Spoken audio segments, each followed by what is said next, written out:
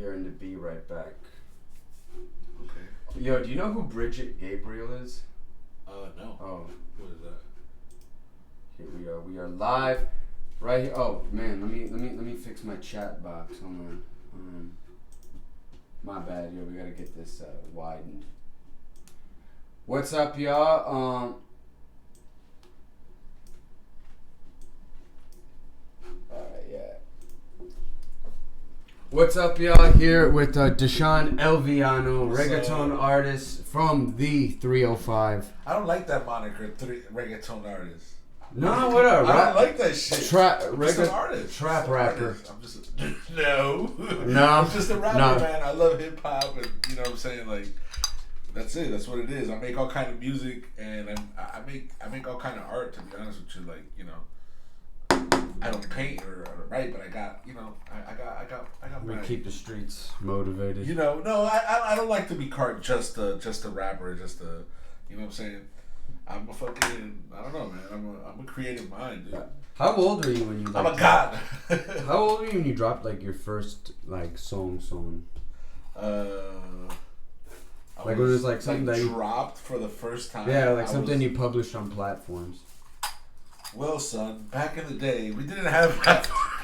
Damn. All right. No. My first album was in 2006 on CD Baby. But for years before that, like I struggled to put out anything because I had no, you know, I wasn't signed and I had no ability to fucking put shit anywhere. You know what I mean? Like when I first found out of CD Baby, it was like mind-boggling that shit was gonna distribute my music all over. You know what I'm saying? With MP3s and shit.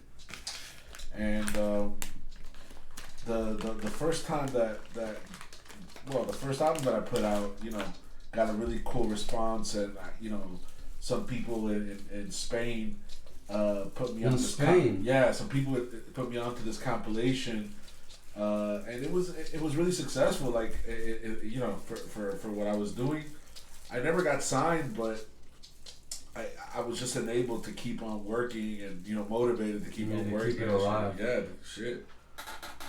Fast forward to now, it's like, you know, I do my own videos. You know. I produce my own music. I work with a producer, platinum, multi-Grammy winning producer, who's my business partner and my best friend.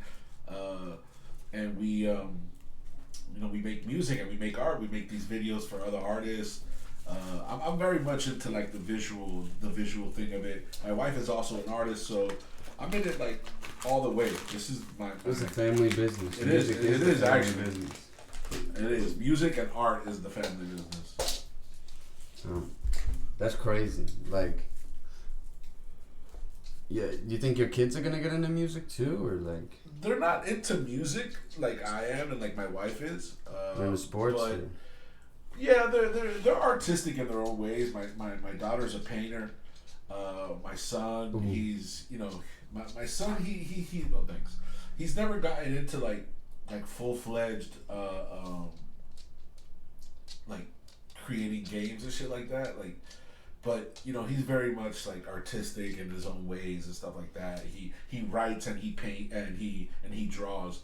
Nice. So, but he doesn't take it like, I don't know, when I was 14, I was taking, because I knew what I wanted to do since I can remember. Since you were a kid. So when I was 14, I was already on it, like, okay, where can I go record? I gotta learn how to play an instrument. You know what I'm saying? Like, I was like motivated like that. Now, my kids, they have it, you know, maybe a little better than I did, especially in the parenting regard.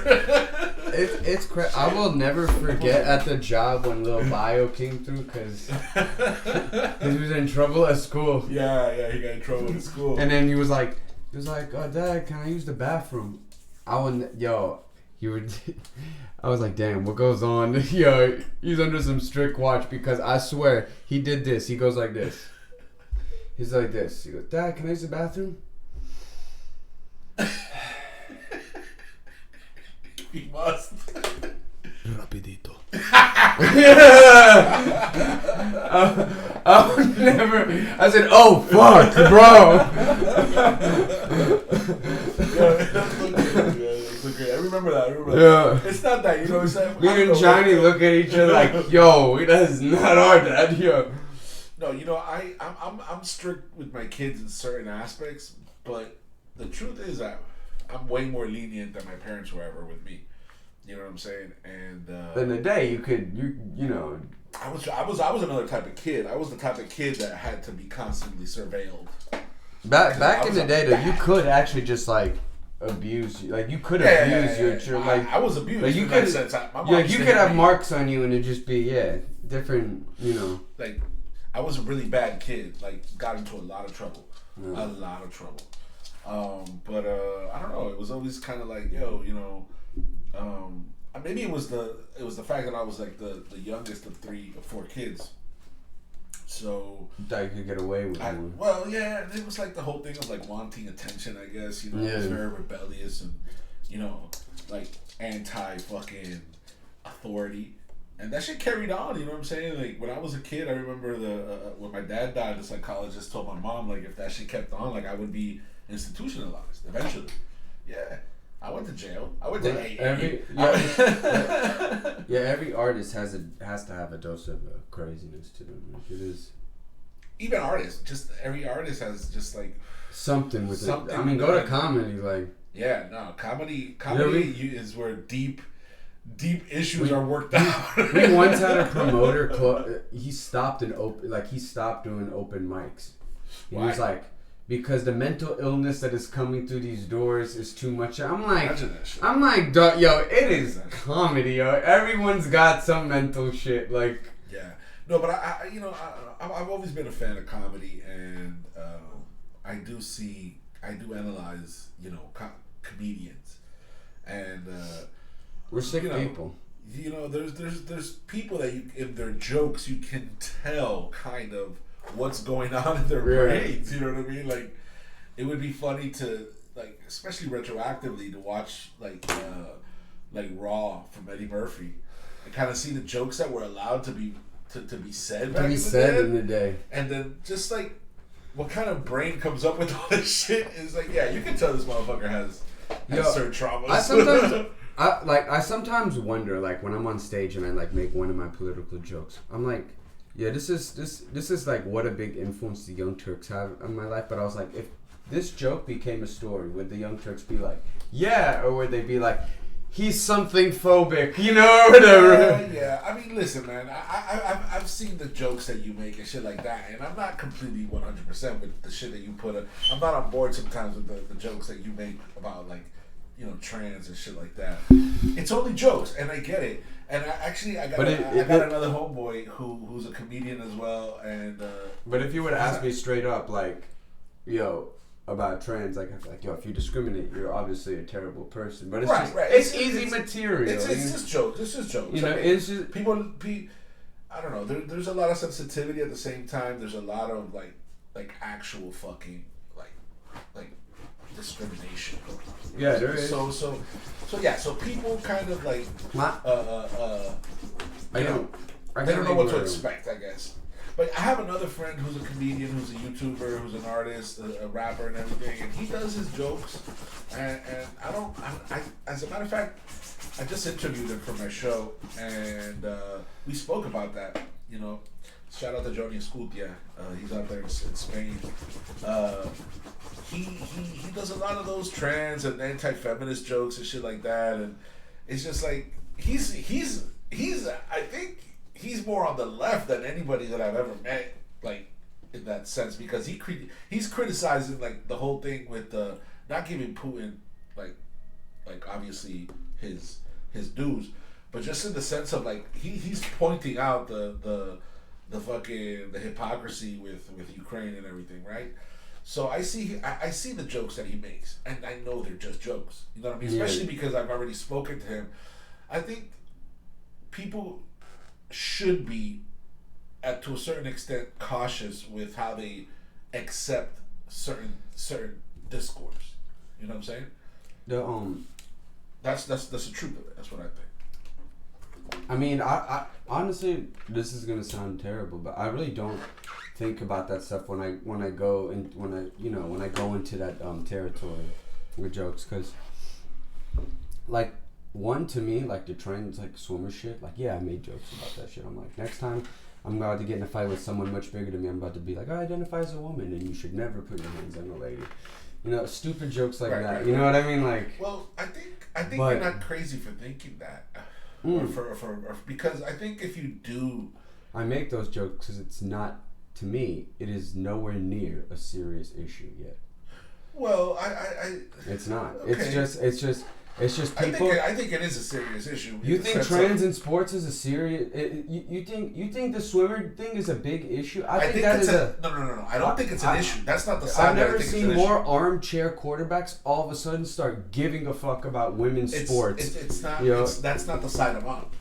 I'm on the other side of that argument. You give a fuck about? I give a fuck about why they sports? want to. I give a fuck about why they want to not allow women in trans women in sports. Yeah, I obviously understand that, but to me, it's a non-issue. It's like you said, it's not like the bathroom. That's purely and strictly mental masturbation. Because I could show you pictures of trans women that became men that you would never want in a woman's bathroom. Straight up, the part of it that's an issue is that there is mountains of legislation being passed to do something about to harm the gay and trans community. To discriminate. Oh, absolutely. You know okay, so it is an issue. So because they made it an issue though.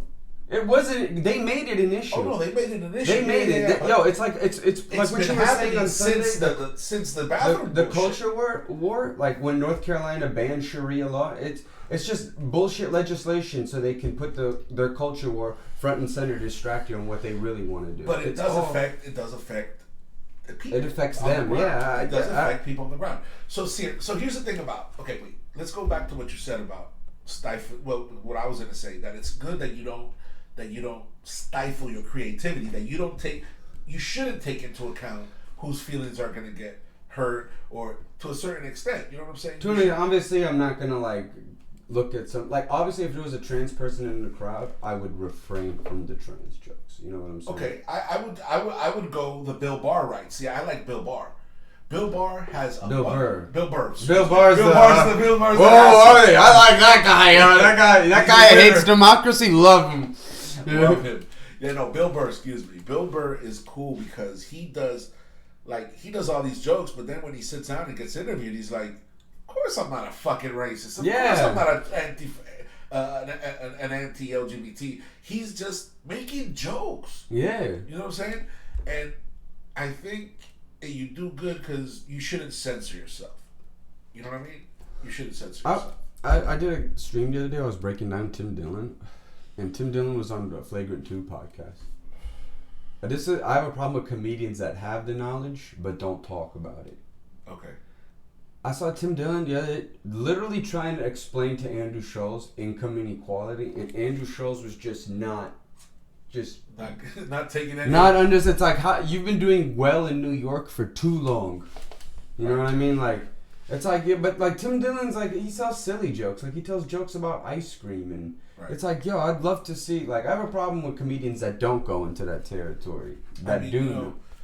Everybody has their wheelhouse, and some people, when there's a profit motive, motherfuckers will dress up as fucking, what I'm saying, Krusty the Clown and go out there and tell ice cream jokes just for the money. You know what I mean? Because we were talking about the grift the other day. It's just, this is part of this whole this whole thing you're talking about. We're talking about it because grifters made it front and center to the point where it's going to be legislated. I have an idea for you. After we're done broadcasting today, I have an idea for you. For this awesome art project. Okay. Ooh. Right. No leaks. No leaks. But yeah, the problem with discourse today is that there's no real counterbalance to what the right is putting out. You know what I'm saying? There's just not. And then there's a lot of it that, as in, there's a lot of it that can be addressed in the sense the shit that comes out, and for example, the culture wars, or just the fact that the Democrats don't step up and don't have any narrative about anything. They don't. That's the thing. Yo, the There's no Democrats narrative play into about their anything. hand. Yo, the Democrats, I feel like a lot of times they're guilty of playing into their hands, and then sometimes even getting more extreme with it. Oh yeah. You know, it's just. Yeah, look at what the stupid shit that they do. They knelt at the fucking thing where after they murdered this guy. They knelt. Nancy Pelosi and them. After, that was after. Yo, I got beers in the freezer. Yo, bring some beers, Bro. Yo, let this guy bring some beers while I tell you a story about this motherfucker real quick. This motherfucker right here, when we were working together, he would get me into these fucking conversations, these fucking political conversations. And sometimes we disagreed, sometimes we agreed, but every time we were loud as fuck and we would be making jokes and laughing our asses off. And we worked right the office to the president of the company and owner and the manager, that our manager was right next to hers, and we were all locked in this little space. Although the place was humongous, we were all on the same fucking side. So every time that we went off talking shit, of course we were talking, and they were like, "Oh, but I ain't working." Bro, you know, we would get our fucking, we would get our ears pulled all the fucking time, bro. You know, it's crazy. I thought of, like, the president of that company is a woman. But, like, our direct boss, like, I saw, like, a clear case of misogyny from the GM, you know, on third base. Yeah. Like, everyone that was like, oh, that's a great idea to him, like, he would put them front and center. But, like, she came from a much bigger company than she came from a fucking billion-dollar company. Knew her shit, and then I don't think she was right for that job though. No, I was too small for her. I don't think she was right for that job. She was too much. You know what I'm saying? Like she knew, dog. Yeah, she thought she's just not her. That shit was not for her. You know, she wasn't a creative. And it's hard for. Yeah, but it's crazy to see how they used to dismiss her just because like she didn't agree. Oh yeah. It's like, oh god, this is an ego. Yeah, you know what? Unfortunately, you know, that shit was never addressed, and it was never like, you know. Yeah, but that's misogyny. That's misogyny in the workplace. That is misogyny in the workplace. Like, but and that's how common it is. We saw it. You know what I'm saying? Like. Yeah, we saw it. Yeah. It's so yeah, like I was telling you, like there's no real discourse coming from the opposite of the right. You know what I'm saying? And to say that the Democrats are the opposite of the right, yeah, it's true. Right? Part they take money from the same people. They all take money from the same people. You know, it's crazy. Your vote, a vote for a lot of people. Hey, buddy, take. He agrees with this. He agrees. That's a mark of agreement. But it's insane. Think about this. Every time we vote for Democrats, we're voting for only 10% of them. Because this is we can go, like, you can see who donates to who. And a lot of people cover up who donates to them by filtering the money through a bunch of law firms and shit. No. But there's a lot of permissive dark money. 100%. 100%. All of them. 100% of Republicans take money from PACs or big donors. Right.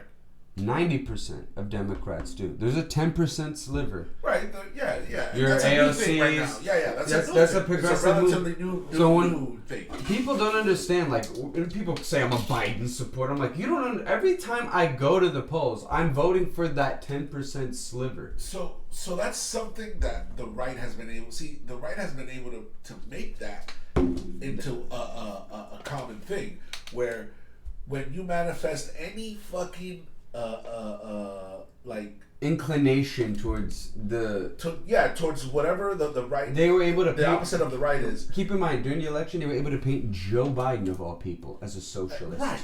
So they're able to say that their opposition is always one thing. You know what I'm saying? And that one thing is those Democrats, those, you know what I'm saying, those lazy, permissive, liberal Democrats, right? So the whole thing is that the right has done that, but think about it. There's a tradition in this country with going back to, like, obviously slavery, but when you get into politics, like, you can see it in McCarthyism. You know what I'm saying? Like, all you had to do was accuse a person of being a socialist. Or legislatively, it's innocent till proven guilty. but we've created this social sphere that it's the opposite. It's the opposite. Yeah. You know, we've created a social sphere in which laws aren't necessarily followed. It's based on your social standing, which laws apply to you. You know. So you know, the right has been able to like always manage the narrative, and you know, the only thing that's gonna, if it doesn't change, like you know, it might have changed a bit. I think in 2016, if Bernie would have been because a lot would have changed a lot in the discourse, because even him being in the race and losing, there was a change, and it's that 10% of progressive. It's that 10%. That'll grow. That's only going to grow. It's only going to grow, but is it going to grow fast enough? Fast enough to be to be effective against the fucking... As income inequality... He sees us getting agitated. No, he sees someone outside. Let me grab him. Oh, take it easy, big boy. So yeah, is it going to be effective? Effective. But as income inequality grows, more and more people are going to go to that side. Or you get another fake populist on the right and everything gets fucked up. Like, you know.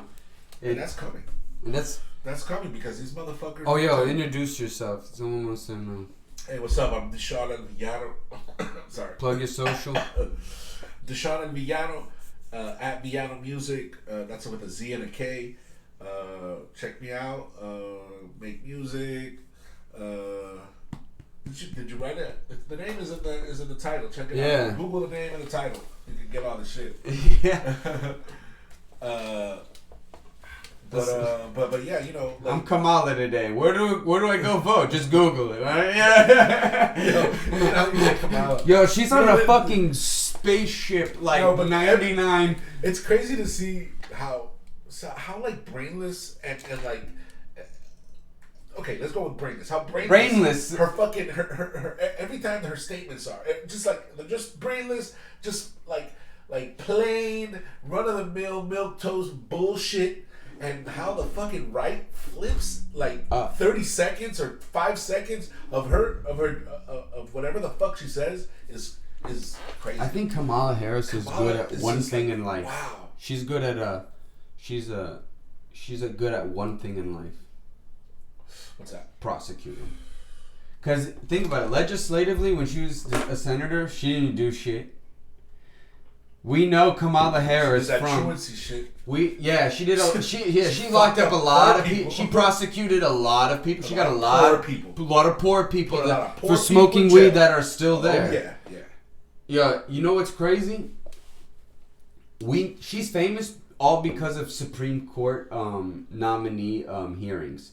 Right. She's famous because of clips of her questioning it, and it's like, yeah, all right, her questioning ability is good. She was a prosecutor. Well, now it's being used against her. Yeah, like... And now clips of her saying brainless shit is... Yeah.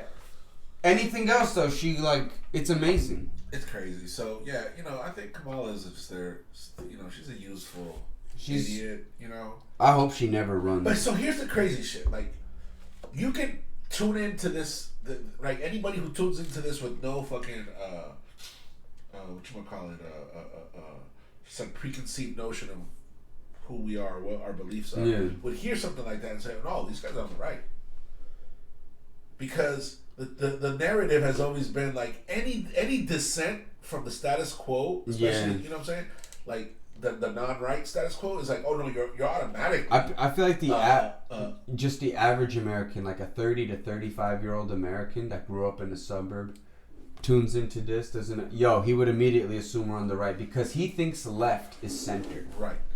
He thinks to him mainstream media is probably still the shit.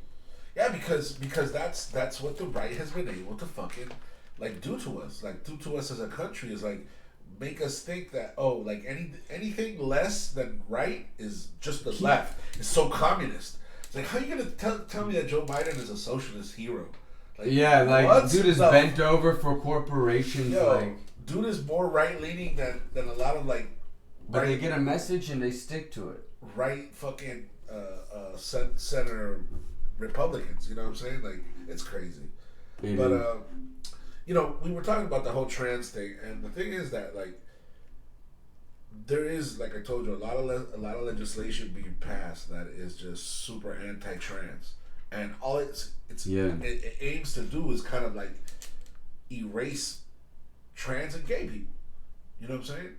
Like that whole don't say gay shit, whatever. Those laws, it's all aimed. I mean, he said that they're not allowed to discuss like gay. I feel like that. Like, I don't know what it is, but like, I feel like if you explain shit to their kids when they're young, it won't be. They're less likely to be like bigoted or whatever when they're older. It's like drinking alcohol. You're more likely to be able to hold your liquor when you're 21 if you teach your kids to drink a little bit when they're younger. You know what I'm saying? I guess. Like, no, that's a bad example because one is using a drug. You know what I mean? That's a terrible example. You're not wrong, but but yeah, like everyone was homophobic in middle school. Everybody. I said some pretty homophobic shit in middle school. Me too. Yeah. Me too. No, I grew up for most of my life in Colombia. So out there, it's like forget about it. But like, it's crazy. Like, and the machismo, like. But I grew up, and now I feel bad about saying some of those things. You know. Oh yeah. Yeah. Of course. Hell yeah, man. You know, like when you're a kid, especially, like, kids are cruel, bro. Kids are ruthless, yo. Kids are cruel, bro. Yeah, dumb. But yeah, it's just, it's crazy to see how discourse is always more right leaning. You know what I'm saying? And there's no fucking, like, especially now, there's no.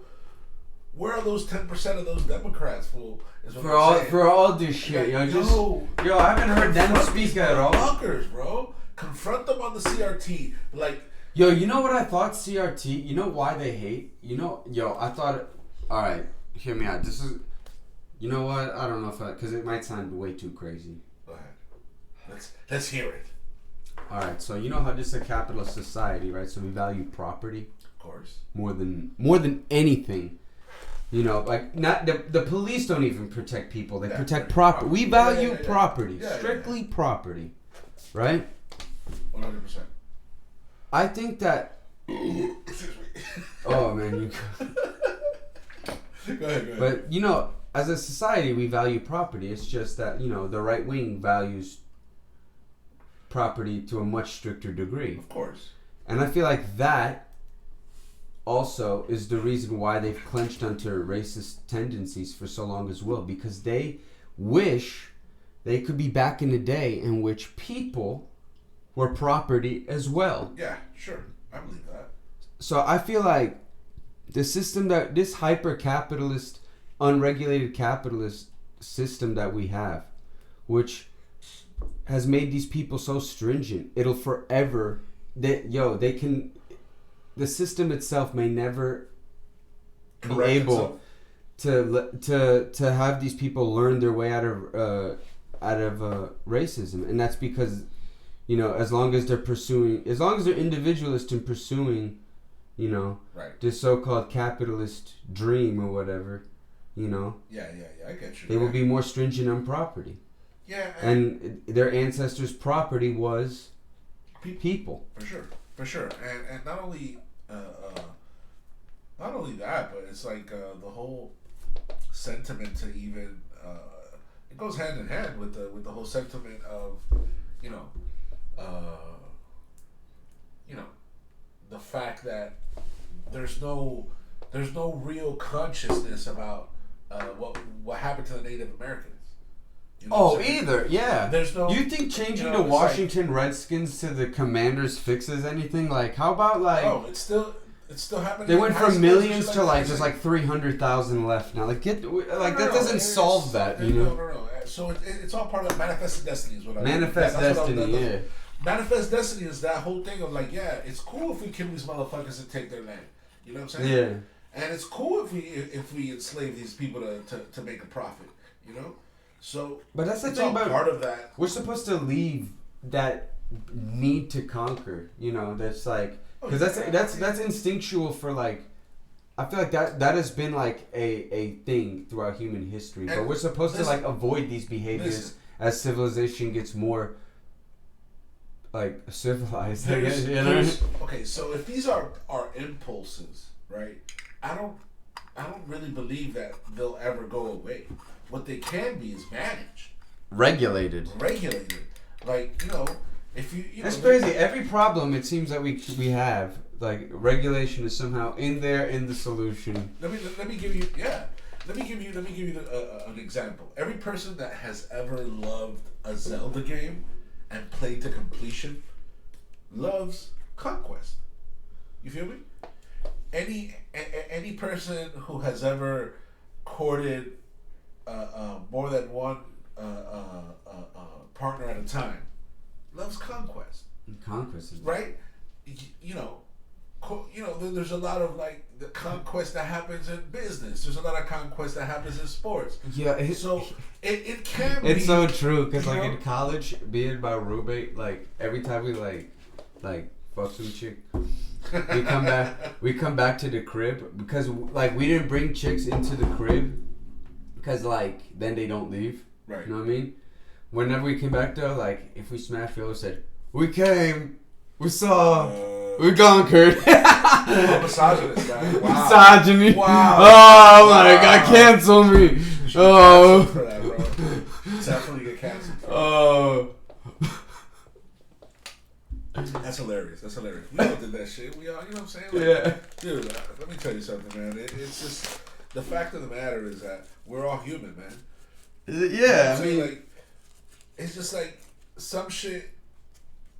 It's just like, I don't know, bro. Like, there's a lot of my family that, like, in Latin America, you would be surprised, man. Like, during the Second World War, a lot of people were National Socialists in Colombia, Latin America in general. And then you have, like, these very brown people being National Socialists, right? that's why I don't get like Venezuelans. Conservative National Socialism. Yeah, it's Brown as fuck, short as the motherfucker. All right? And, people whose blood is obviously not pure because Latin America is mestizos, the Europeans, the indigenous people, and the blacks. Yeah. You know what I'm saying? Like Latin America, it is that. Oh, During the Second World War, my family was like big into politics. do you They remember? were conservatives and they were National Socialists. Do you remember at the workplace we used to That's pretty bad. Colombians. Bro, do you remember Darker than me. at the workplace we used to divide, quote, real Venezuelans and fake Venezuelans? Okay. You don't remember? We were like, the real Venezuelans were the ones that like actually like left because Venezuela's in like extreme poverty now. Okay, yes, and then the fake Venezuelans were the aristocrats that were like remember? Yeah. Yeah, we used to like, I'm telling you, I went to high school in Weston. I've never seen more aristocratic Venezuelans in my life. Oh yeah. Yo, just hate black people, hate poor people, Up, super conservative. Straight up. It happens a lot in Latin America. I will never forget. I once asked my mom, hey, why are so many Venezuelan people rich? And my mom goes, oh, because they stole money from poor people. Well, Yeah. Well, that's how Latin America works. And especially in politics, it's like it's so corrupt out there. Like from the micro to the macro, like you can literally get stopped by a cop for X or Y, bullshit. Maybe You gotta pay off the cop. You could pay off the cop. You know what I'm saying? Oh, and if he knows you from the States, Oh, he's gonna ask you about some dollars. Yeah. So I hope you got some dollars with you, cause it's so, as they say in Spanish, a flor de piel. It's so like just there, like so out there. So you know what I'm saying? It's not even an afterthought. You know what I mean? It happens different here. And here it's all about, I feel more about influence than it is about money. Like if you get stopped for a traffic violation here, you can't do that. You can't get out of that with money out here. But if you say I'm so and so. I'm so and so and I know so and so, you very likely could get out of that ticket, and maybe even they might even apologize to you. That's true. You know what I'm saying? You see is how many times like legislators like get pulled over and they're like, I'm a state senator. Yes. So it happens here. There's a lot of corruption here. It's just very different from the Something tells me more Accords get tickets than Porsches, and Porsches drive. Wait, say that again? More Accords get tickets than Porsches, and Porsches are clearly fast. Yeah, of course. I'm good. Yeah. Of course. Let me tell you something. Any tickets, like the whole system of tickets, or anything that can be like castigated or punished with a fine is just it's really like a class thing. It's really for the poor. Yeah, but you know what I'm saying? Oh, dude, it's not for the rich. Because if it's just a fine, motherfuckers will just run the red light if they want to. I'll pay that fine. This is one of the ways they, since they privatized prisons, right? They figured there's a reason for that. Because like prisons are a lot of prisons are privatized, right? Or they're held up by private contractors. Sure. Sending shit, so they need people in there to eat their foods, eat whatever. You know what I'm saying? Yeah. So they make the price of the ticket high for someone to make it inconvenience or just simply not be able to afford to pay it. So then they gotta go to court, right?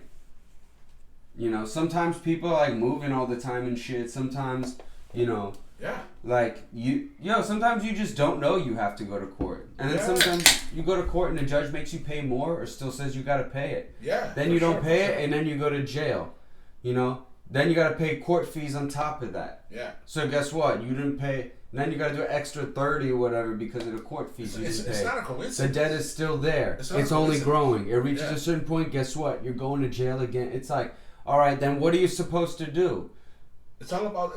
Let me go get a payday loan where the interest is 1,000%. So the whole thing about that is just like that's how they don't bug the rich for too much of their money, and they keep the burden on the poor.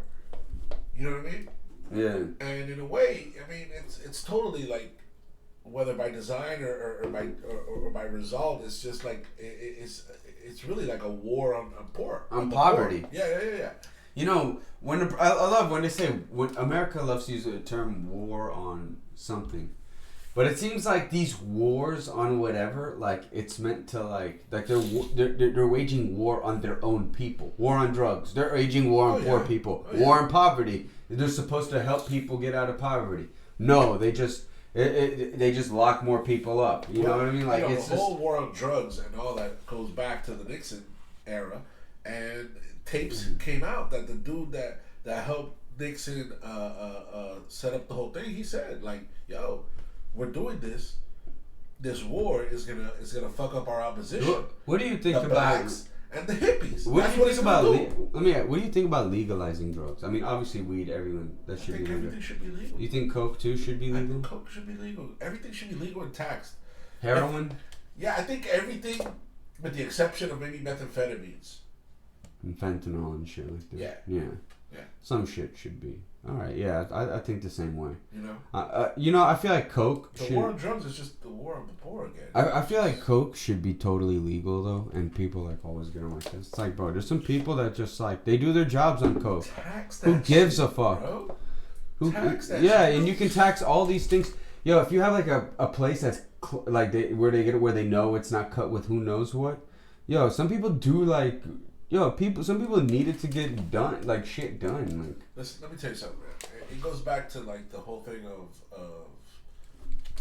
money, and it's more lucrative to keep it illegal for the system, right? For the system to work, you know what I'm saying? It has to be. It has to be, So yeah, I don't know, man. It's like, but it's a system of what? Where you hire more law enforcement. Well, it's all the way that don't want to really work, so there's more guns from the arms manufacturers to combat something that you can't shoot drugs. You shoot the poor. You shoot the poor. They literally militarized every single fucking police station around the country. Yo, you know what's crazy? Right? To shoot the poor. If I cut a soundbite of just you saying that, bro, it'd be like, yo, I'm never listening to Deshaun. Dude, I'm telling you, bro. Yeah. But you know, in design, it's all for the same thing. It's all for keep the rich rich, and these poor people need to make us keep perpetually making us rich. Slavery ain't abolished.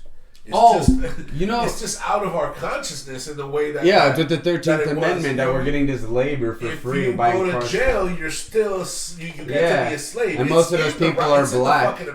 And most of those people are black, so it's all like, yo, you know what's crazy? I found this video about slaves being in the Let's go into some videos. in the 1950s in Alabama. But yo, I was gonna how to grift 101. Yeah, we might. This is just in case we're down and out on some cash. We'll just start being like, yeah, fetus is a full body. Yeah, but CRT. Whose channel is that? I don't know these people. Honestly, I don't keep up with these YouTubers. Okay. You know. So you don't know if they're like really coming from the right or the left. I would love to hear a right wing version. Because anything capitalist, the thing about it is like a lot of these people are just like straight up like just capitalists. Like, Do you think Charlie Kirk goes to bed at night actually believing what he believes? No. No. No, I think he does. Really? Yes. Some idea. Hitler. Is it an Italian down there? Is it an Italian American? No, it's another dog. But no, I feel like there's people that go to sleep at night knowing that they lied the entire... Like Candace Owens, I feel like before she like tucks herself in at night, she goes and just like, well, getting $4 million a year. Yeah. You know what I mean? Like, people don't get like these, like true grifters. Don't give a fuck. But I feel like, Ann Coulter's a liar too. She does not believe in... She's an actress. Of course. She's a frustrated actress. But you know what's crazy? If you look at the Five, right? Not the Five, Fox and Friends, right? Right. What's the difference? Yeah, for real. Okay, yeah, they're all failed. They're all failed. Comedians or actors. Gutfeld is just cringe. My God. Yeah, that's a motherfucker that has to go to bed and say like, oh well, I'm making all this money, fuck it. But I think he believes what he's saying. You do? See, because I don't think a lot of these people, like, Ben Shapiro, I believe that he believes. Ben Shapiro? Yeah. I think that he's a zealot for real. Yeah. You know what I'm saying? I feel like he's just a weasel, bro. He's a dog that complains. He's a weasel. He's a dude that complains about dog poop on his front yard. You know what I mean? Like, I'm sure it goes way beyond that. Way beyond that, he calls the cops. Yeah, I don't know. There's like people like, for example, like Dave Rubin. Oh my God! You know that this motherfucker doesn't believe in that. Doesn't believe in that shit at all. Yo, and he gets played so many times. It's like, how does the right keep this guy? He's a hero. You know. To who is Dave Rubin a hero? You gotta see his Twitter feed, bro. Like a lot of people interact with this motherfucker. Put it on, man. That motherfucker has a lot of interaction with people. Who are just like, oh, thank you, and same thing with people like Jordan Peterson. Well, I think he believes in bullshit. Let's go to the Dave Rubin. Dave Rubin. Yo, I heard he doesn't even sell his books.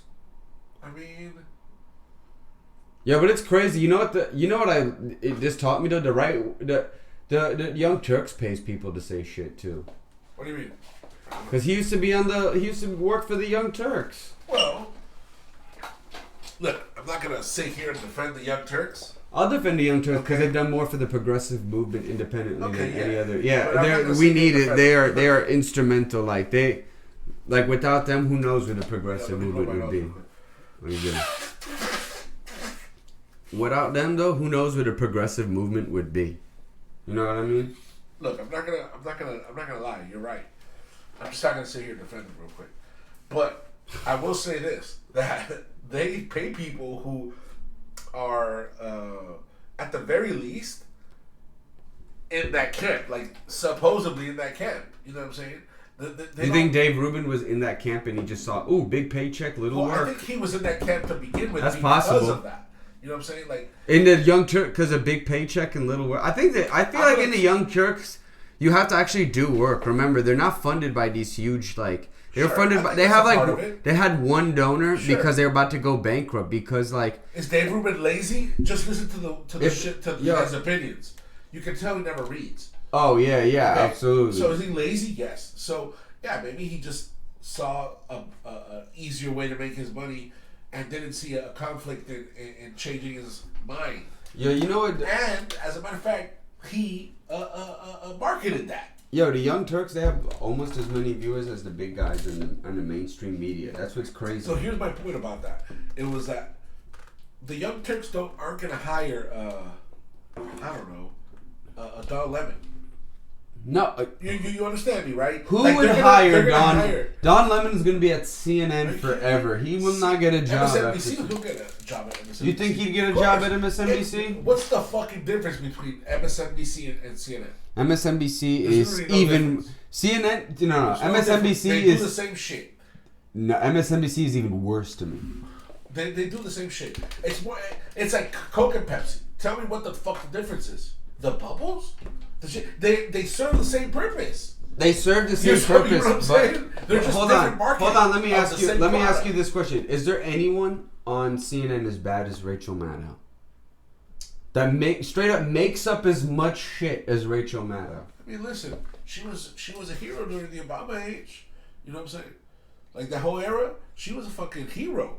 Yeah, I remember listening to during the Obama time, especially in the beginning. I remember listening during Mueller, and I was like, I remember listening during the Mueller probe, and I remember thinking, yo, she's out of her mind. The Mueller probe is when she lost me. Well, of course. By that time, there's no that like, and by that time, but it's all about like viewers and getting this. I felt like kind of like when Obama, there was like a change in the news. There was, you know, there were more focus on certain issues. Journalists did real stories. Now it's just hearsay, hyperbole, and like Trump was so monumental in the fact that it got people to watch the news. Yo, right? You know what I'm saying? You know what? The only time mainstream media really like is like I feel like is worth the watch is when there's war, bro. War correspondents are a different breed. Of course. They go, yo, when there's war, yo, they really do be going out there. There's somebody out there. I can't remember who said Clarissa Ward, CNN. I think maybe Dave Chappelle said this. That like all these.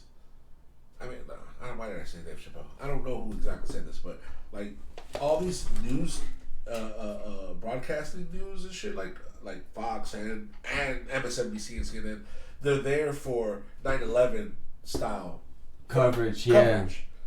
You know what I'm saying? So of course a war falls under that category. And they receive money from those companies as well. They love war. Listen, war makes so much money. Yeah. So, you know, that's why there's no real difference between CNN and MSNBC. So my point was like, Turks are gonna fucking hire somebody like Anna Kasparian, who's an obvious. Oh, she's an obvious lefty, is what I'm saying. Yeah, but she's done a lot for the movement as well. Like, yeah, sure. You know what I mean? Cenk too. The fact that TYT is tied like in its inception to the Majority Report, the Kyle Kalinske show, and it just shows that like it's. I love Kyle Kalinske. I like a lot of his takes. I can't say I like every single one of his takes. I think he's too much of a Joe fanboy, of a Joe Rogan. Joe Rogan, yeah, because he's on that. He has a bias. Yeah, it's obvious. Joe Rogan. See, this is what Joe Rogan is for. Joe Rogan podcasts are for the guy that comes on the show to talk about dinosaurs, the guy that comes on the show to talk about the Anunnaki, the guy that comes on the show to talk about. I love that shit. Yo, it's like, but anything politics, he's just fucking. It's like, how do you consistently miss? Yeah. You know. Yeah, like I don't know, man. It's just, you know, I think he represents a lot of this population in the United States. Like, it's people who don't really give a fuck. He sort of kind of, but really did endorse Bernie Sanders. He did, yeah. it's true because the thing is, here's the thing, is that it's not that he endorsed Bernie Sanders, it's that he was like, this is the real. He saw Bernie and was like, this is the real populist. When you break down what Bernie Sanders believes in, everybody agrees with Bernie Sanders. And he's been consistent about it his whole career. For sure. So, if you break down the shit that Bernie believes in and you explain it to a fucking ape like Joe Rogan, he gonna say, yes. Yes. Because it just makes sense. Now, put it this way. They spoke for an hour. They spoke for an hour, right? And within an hour, Joe Rogan, he was a leftist. He was just like, you know what? Yeah, he was a leftist. He became a leftist. He was just like, he became a leftist in half an hour. He was like, I don't know. I'm to the center. I look at both sides. Boom. He just became exactly, Mr. Popular. He spoke to a real populist, and he was like, and it just entered. It was like, all right, this is a pop. All right, got it. So Kyle Kalinske says that all the time. If you go issue per issue, most of the American people agree with Bernie. With Bernie, it's cause. But the thing is that everything gets wrapped up and then skewed in the direction that the right has been. He's socialist. He's a socialist. You know what I was gonna say? Look, socialist. And that's relating to the point that we were making in the beginning. Yeah. About the right always having control. Control the narrative. Exactly. Think about it. Sorry that I. No. You are right. Because think about this. Right. I mean, they say he's socialist. It goes, he's not social. Like, you advocate for slightly more legislation, slightly more regulation. All of a sudden, you're socialist in this country. It's insane. It's insane. But the thing that's crazy is that just really no such thing as a socialist country. You know what I mean? There isn't. All right, there are people that claim they're socialists, but they're really running on a populist 100% premise, platform, whatever. But the right won't accept that. Because when the markets are seized by the government, then it's communism. Then it becomes a problem. But even every country has a capitalist market, but they have degrees of socialism, including this one. We have laws and shit of things you can't do in the market. It's just we have slightly less laws, less regulation, but than other countries' markets do. But we're not like a free for all. We have some degrees of socialism. Yeah. Think about this. You need food stamps. I think I spoke about this on Sunday. You need food stamps. That's a degree of social security is a degree of social. People don't know that. Yeah. Bro, you have people protesting against Obama. Believe me, they heard it before. They just won't accept it. Okay? They just know term bad. Yeah, they just know communism bad. Socialism bad. Communism bad, exactly. If this country, let me tell you something. If this country embraced the social welfare state in a matter of decades, we would be a true communist country. Okay? Because that's where socialism leads to. And the goal of Marxism is But there's really no welfare state. No one gets a consistent... there's no westernized country that gets a consistent check in the mail for doing nothing. Well, that's not what right wingers would say. Yeah, but they're wrong. They're wrong. And yes, there are the retired, the old. Oh, of course, yes. So there is in this country though too. There's so that's what I'm saying. If we embrace that and start, expanding it through decades and decades, and eventually we will learn that this individualism is wrong. It is because that's what we would learn as a community, and we would stop this individualistic, what I'm saying, bullshit. Now, like you said, the right is very much married to the idea of property. Property means individualism at the immediately because you need property. Exactly. So the whole idea of letting go of the individualistic aspects of humanity and not managing them like you would, let's say, conquest, like I gave the example earlier, then it leads to that zealotry that fucking, you know what I'm saying? This is why I always say, the idea of communism can be liberating. It can, like, because what it is, it's a system that embraces collectivism to reach a common goal by society. But that's impossible because, not the way that the world works right now. That's not the way the world works. We can't even actually, even us visualizing it is like visualizing aliens. Why? Because we've never seen it. There's no context in us to. We just know what we have in our brains. Yeah. You know what I'm saying? We don't really know what a real communism would be because we can't even imagine it. Imagine working with no acquisition. Not only that, but imagine people not having a desire to have acquisition in that sense. That's why Russia, the Soviet Union, but they lived in extreme poverty. Yeah, for sure, and the thing is that it's not so much. Well, one war cost them that shit. Listen, one war and people it's not only the fact that they were in poverty, but the fact that they had TVs, radios, so they could see how the rest of the world lives. You know what I'm saying? Yeah. So it does be, it's not that they had real communism to begin with, you know what I'm saying? Because it was a dictatorship. There was a lot of human rights. I don't think there's ever been a real communism. Of course there hasn't. It's impossible. Of course there hasn't. It is impossible. How can an island 90 miles from the biggest fucking capitalist fucking country in the world be communist? Exactly. How? No. There's certain degrees of socialism and authoritarianism and everything that's happening in that pot. But it's not one ideology that's managing that shit. No, yeah. You know what I'm saying? And even if you want to say that the United States, it's all capitalistic. No, there's inside of this capitalist system, there's division. There's Republicans, there's Democrats, there's different ideologies going on. So, the fact that we can't even imagine what real communism is kind of or imagining world peace. But it's crazy. What would that even look like? We have gone in one direction so much that we have it's like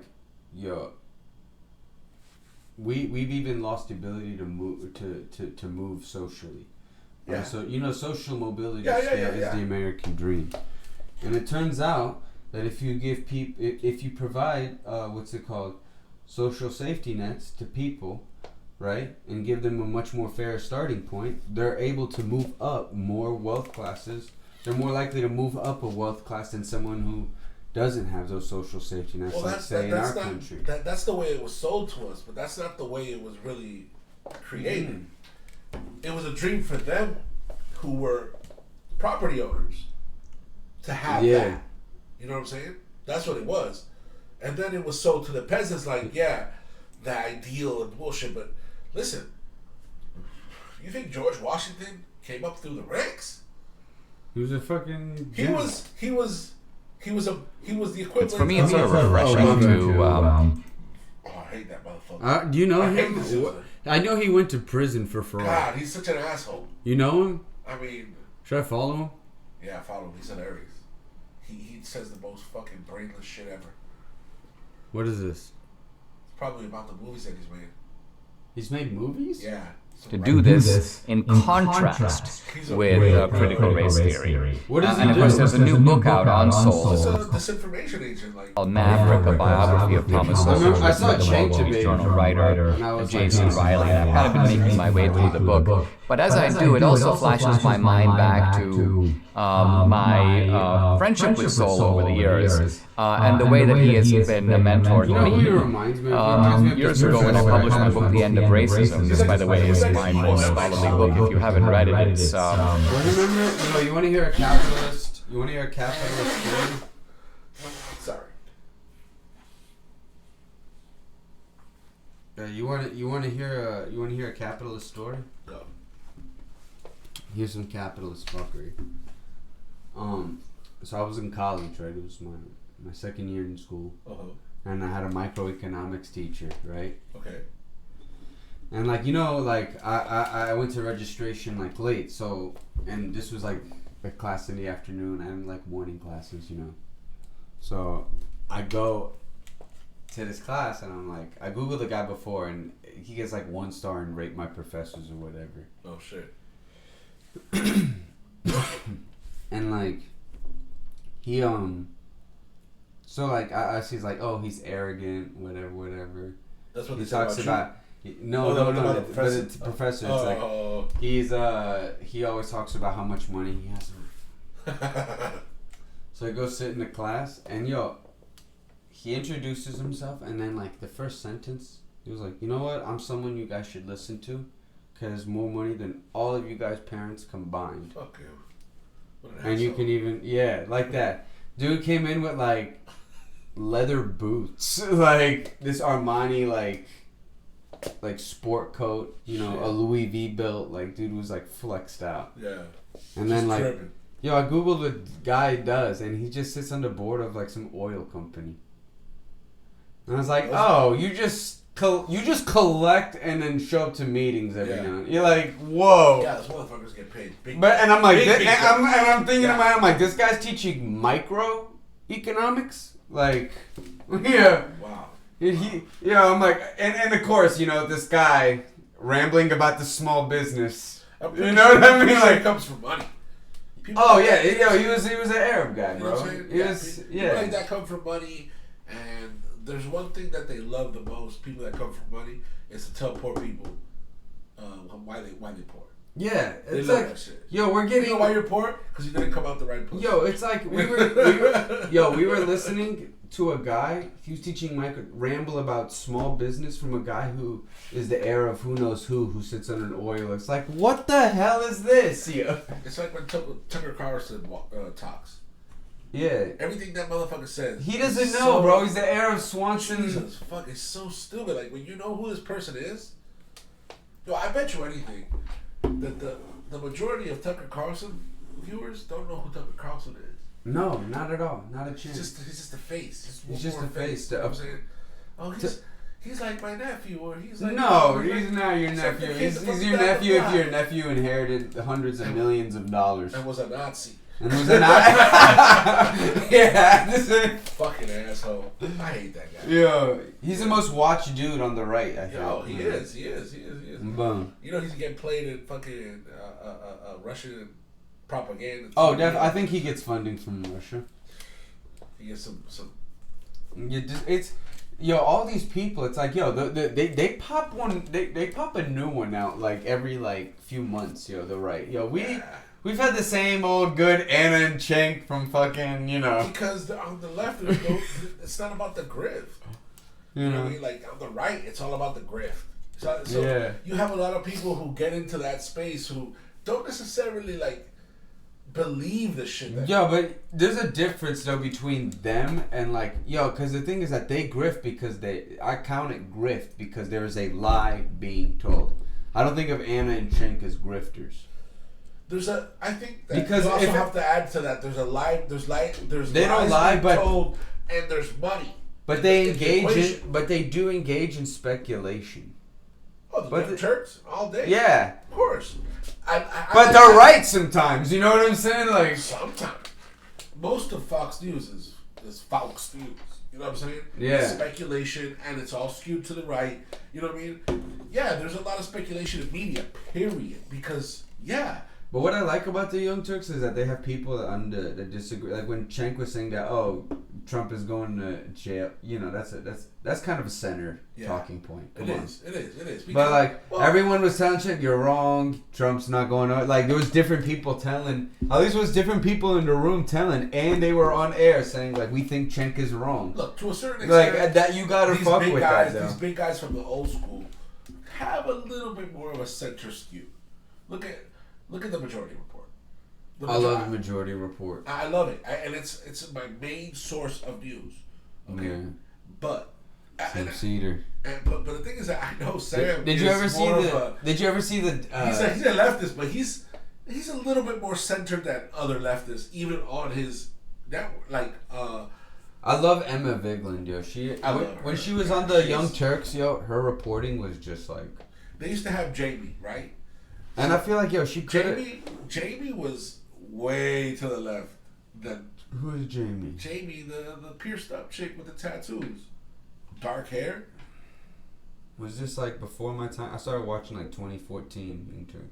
Yo, she just left like last year, like a year and a half. Holy fuck, bro. Yeah. My mind is blank. Wow. Emma Bingley wasn't always there. Anyway. Anyway, she was a big part of like the Michael Brooks show too. Yeah. You know what I'm saying? But anyway, she had a show called Communism. So you can tell that this chick. By the way, you should look her up. She's naked in the internet.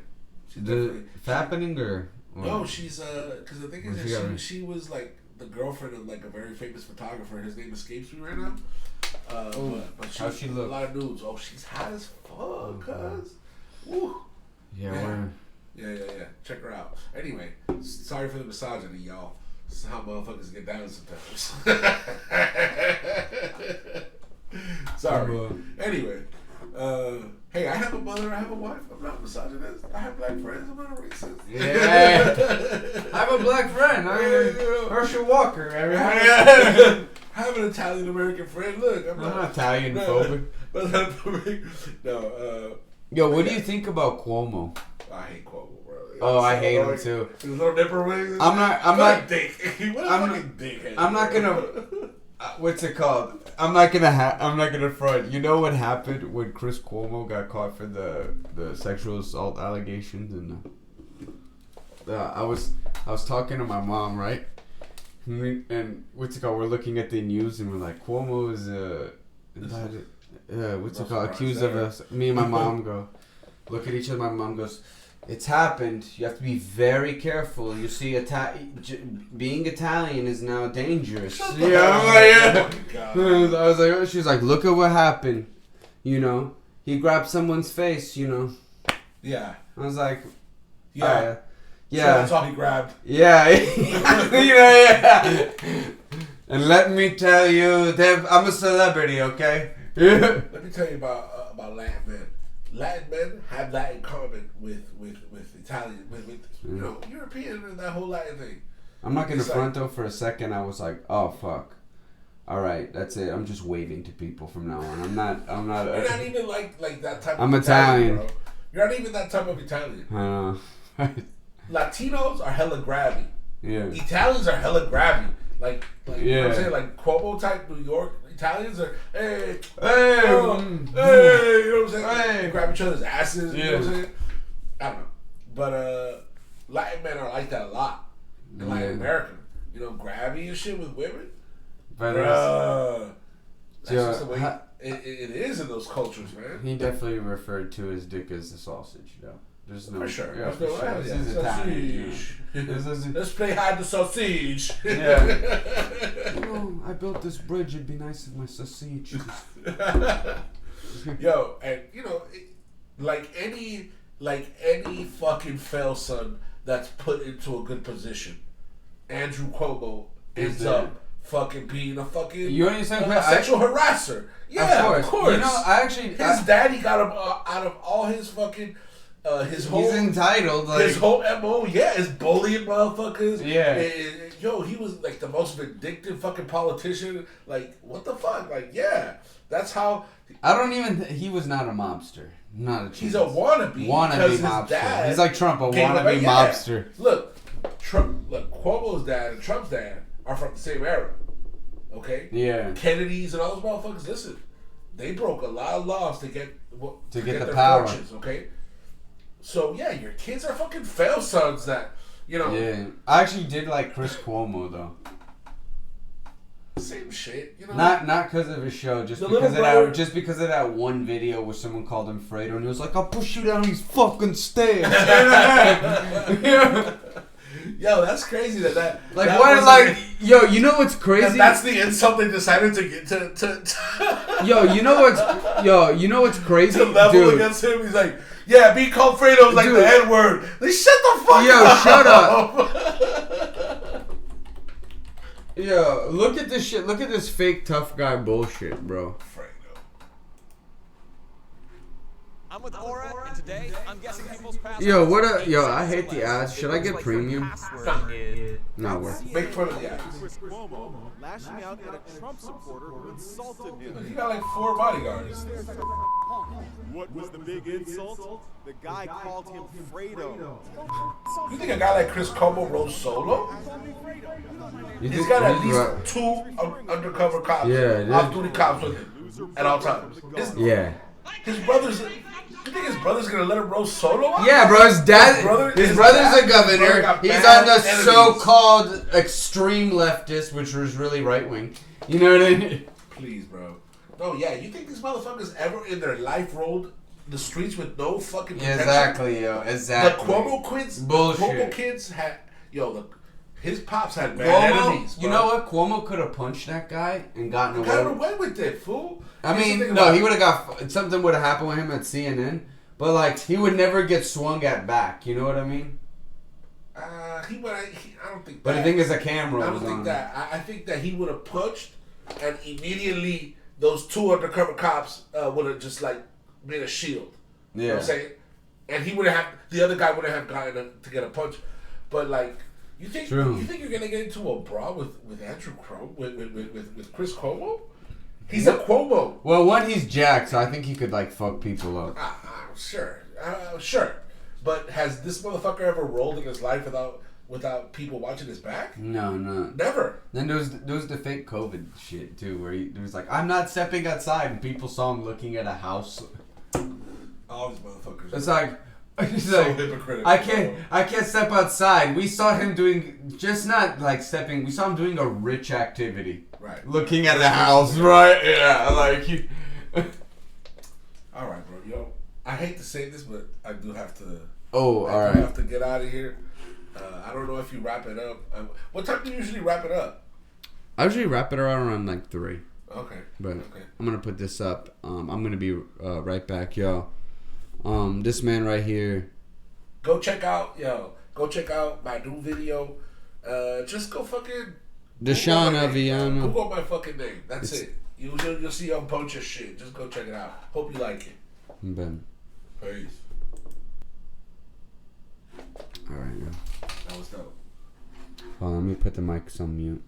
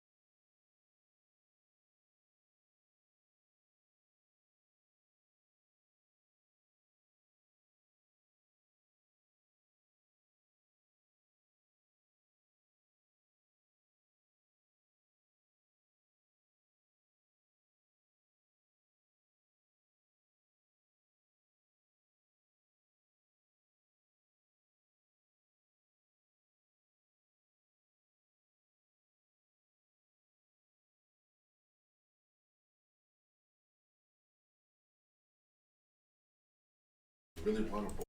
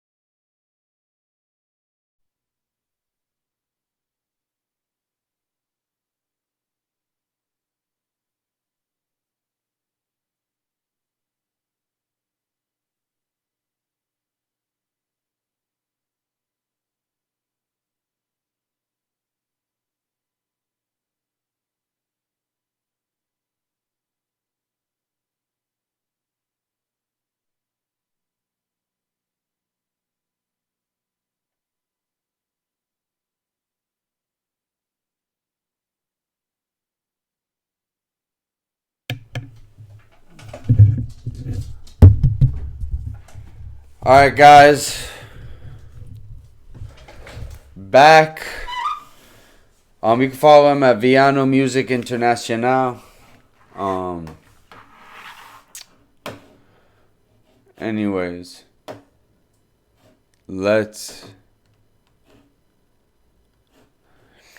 Where were we?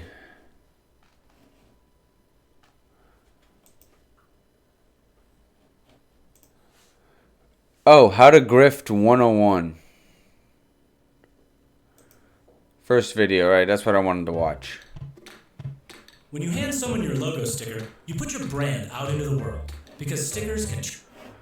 You are offered $1 million to successfully grift for an ideology you oppose. In order to get the $1 million, you must be successful in pulling this off for 1 year.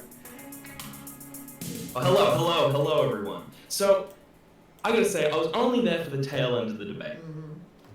And so I heard the hypothetical, and I gotta say, most of those the responses for the grifting thing were kind of dumb. Really? How so? Lots of like big open mouth smiles. Probably just offer everyone everything for free. There's a disconnect with nature and everything, and I think that leads to this fear of death. Probably change my name so nobody else can me too me, so I'm probably gonna have to do. So, I've actually written down here a 8-step plan of how you become a conservative grifter.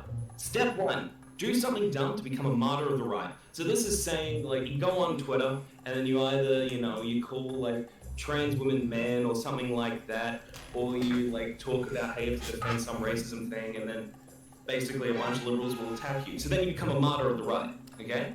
Then step 2, you make a video about leaving the left. This is because the left are a bunch of lipcucks who can't accept dissent in the ranks. Okay? I mean, frankly, what you're writing right now is an instruction manual for a Trump win. I mean, I could do this and make so much money. I just don't have the stomach to fucking lie to poor people, unfortunately. I mean, because at the end of the day, I mean, if Trump wins, and I'm right about this whole democracy is in big trouble thing, I may as well cash out, right? A few moments later. That's who's ruining this country, are the social justice warriors who are trying to make everybody use political correctness, all right? That's exactly right. There's no point continuing this because, like, I've also started writing, like, the left grift, but the thing is, you can only do that if there's $1 million at the end of the, like, end with it because it's not profitable at all. Alright, so after you make a video about leaving the left. Number 3, you start making videos about getting angry at women and the gays in media, okay? You can't have this. You can't have this forced diversity in media. That's dumb. That's terrible, alright? Number 4, you go to college campuses and debate ill-equipped students. Okay, this is the number 1, alright? You have... In other words, just repeat shit that you know is fucked up. To do that. You have to show that the coming generation are mind-controlled by the, the leftist cabal of people, That's what you gotta do. You've gotta do that. You've gotta get on the ground. Verbiage is very important. The word cabal. The word cabal really sticks. My bad. I'm gonna fix the camera.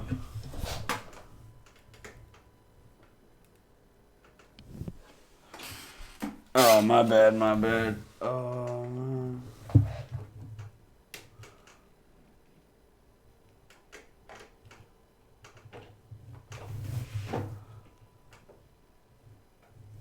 Alright, bet.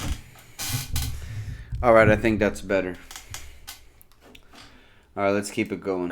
And then after you do that, you get your skills, you get the quips going, you're ready, you're already with it. So then you go to the protest areas and get milkshakes. Okay? That's the next step. Because if you become a milkshake, you're another martyr. Dude, we're gonna have to, maybe you can show up to the college campus and throw. Yo, isn't a milkshake? Hold on, my bad. What is a milkshake?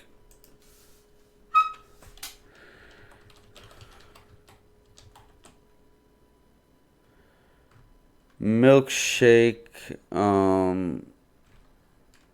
riot.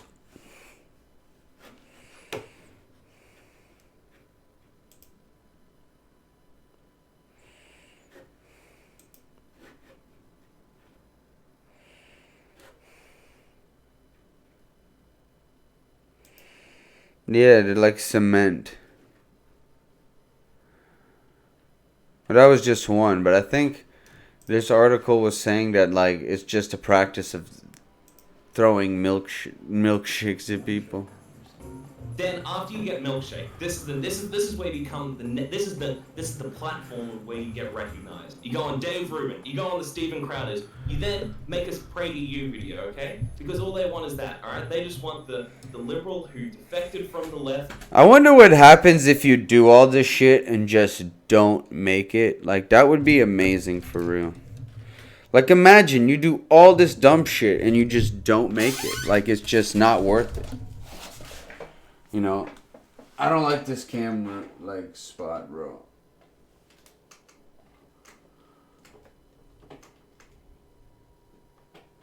Oh, fuck.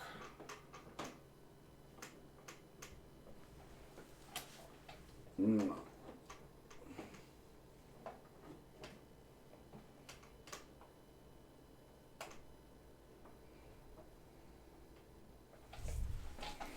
There we go. Anyways. Become a conservative, then you become part of the mainstream conservative dark web intelligentsia, whatever it is. That's what you do. No. Let me ask you this though, Ryan. Suppose I feel uncomfortable about the fact that I'm drifting. Suppose it makes me feel bad. Suppose that I look in the mirror one day and I think, my God, I'm a sham. I'm a lie. I'm just a big joke. How do I reassure myself that the cash is worth it? Well, you feel better about yourself when you ride on your jet ski from the $1 million you get. Like, come on, that's not a big deal. Like, there you go. The last two things with the Republican grift thing. Last two things is one, you align with the Republican politician or movement. So you work with them, okay? Yeah. This could be a senator, this could be the president, this could be... That's how you know you've made it as a grifter. Someone in the house, it doesn't matter, okay? You just align with someone and you become teamed up with them. And then after that, you get your own show on Blaze TV. Then you set. Boom. There you go. Right on. Yeah. Blaze TV, that's where the action's at. Glenn Beck's Blaze TV. And then we be blazing it on Blaze TV. All right. So, Ryan, what would you do if you were going to be left wing grifter? Well, see, it's really simple. Again, I would never suggest this for anyone to do because it's not profitable. This is only if you are actually like genuinely motivated to do this, or there was $1 million incentive behind to do this, and also any similarities to people in the past that have similar things. And I'm not saying that they are a grifter, okay? I'm just saying it's a good strategy. So number one, go on and debate Bosch about being conservative and throw the debate. Okay? Just throw it. Just say any dumb conservative meme you possibly can and just lose the debate to Bosch, okay? Get dunked on, okay? Then after that, you might come back either to another conversation with him or create a video about how, from that one conversation, you have been awakened to all the wrongs you have said in the past. Somebody did this recently, didn't they? I don't Yes, I don't know. I'm not saying that Hunt Redacted did this, but it's a fucking good strategy. He's not saying it's intentional. If it was, yes. Yeah, we're not saying that, but it's just saying if you did want to get like famous real quick, that'd be a great way to like, it's kind of the reverse of what you were saying of like how I left the right. Yes, you always have to do that. You have to enter in with like some little of like humility. So you have to lose to like Bosch. So then after you do that, and you go around to every single lefty, liberal, streamer, YouTuber, whatever, and have a discussion with them. So you'll be going on, so on Twitch. I wish one of these wannabe fucking right-wing grifters would have a discussion with me. I will end that right-wing grifting career. You'd be talking to like the Mike from PAs, the Lumi Roo, stuff like that, and talking about stuff like that. Maybe go to YouTube and try and sign some left-wing YouTubers, have a conversation with them. And then basically just, all you need to say is, I agree, or I was wrong, and I've learned the right answer now. And you're set. And well, that comes to like the split road here. Is there, whether then you either A, run for a political position, or B, start a debate panel. So right off of, so Yo, look how it goes from grifting to legislating. That wasn't even a grifting to legislating. It's way too easy of a connection. Show, okay? And then you have your other left-wing creators around you to then talk, and then you get your comfortable snug box going, and then so when anyone else around you tries to call you a grifter, you have like 7 or 8 lefties to then like spit back at them and say, no, they're not. They're not a like grifter. That's what I'm saying. These like people that are always triggered on the left, like that's what makes these horrible people's careers. Because they were saying like racial slurs like 3 months ago doesn't mean they're a grifter now. Okay, so Ryan, it has been a pleasure talking with you. Do you have any other advice for aspiring grifters? It depends what side you're on. If you're always on the right, always just like dog whistle on Twitter. If you're on the left, also dog whistle about killing landlords on Twitter. Always dog whistle about Bernie or bust. Just keep dog whistling. That's all it is. Being the ultimate grifter is dog whistling to the extremes that will give you the money without being actually fully associated with them. That's the like the formula for it. So all you aspiring grifters out there, that's the way, that's the ticket, that's the one, and it's a big buck. Oh my god, Damage Cortex says, how I almost fell down and then got out of the alt-right pipeline. That's exactly. Perfect. Then I can claim both sides. Redacted thing. That's what you do. Okay? Man, so good. So good. How I almost fell into the alt-right pipeline and then how I got out. You do it both. You do actually both. You go from the right to the left and then you go back to the right again. I know people that are like, I fell into alt-left pipeline, and yeah, I've never seen it the inverse. Keep swinging back between them. Both sides are too stupid to figure out what's going on. Stuff to think about. Man, let's see what's on the Twitter brain rot right now. I just learned who Dinesh D'Souza. I mean, I had heard of him before, but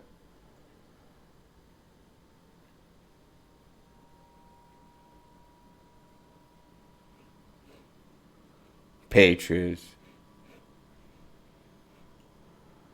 Save state 48.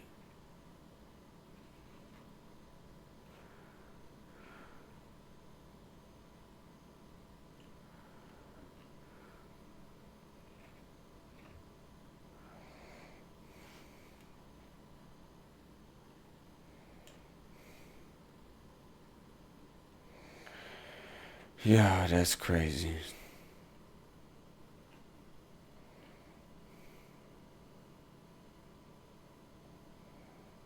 I have the ability to be an Asian man and keep in mind, he posted this, and I feel like this is what he was 22 hours ago. This is what he was checking on his phone yesterday in the middle of the hearing. For example, Fucking I'm asshole. an Hispanic man. Could I decide I was an Asian man? Would I have the ability to be an Asian man and challenge Harvard's discrimination because I made that decision? Senator, I'm not able to answer your question. You're asking me about hypotheticals and You're saying something. You're saying something incredibly dumb, Ted.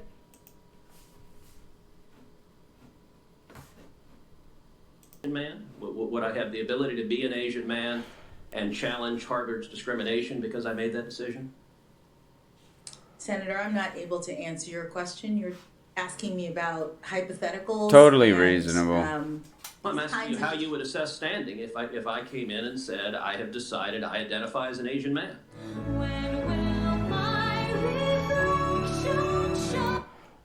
So stupid.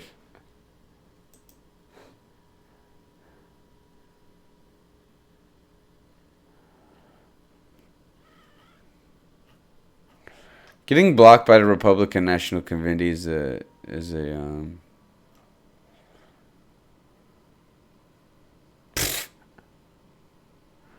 yeah.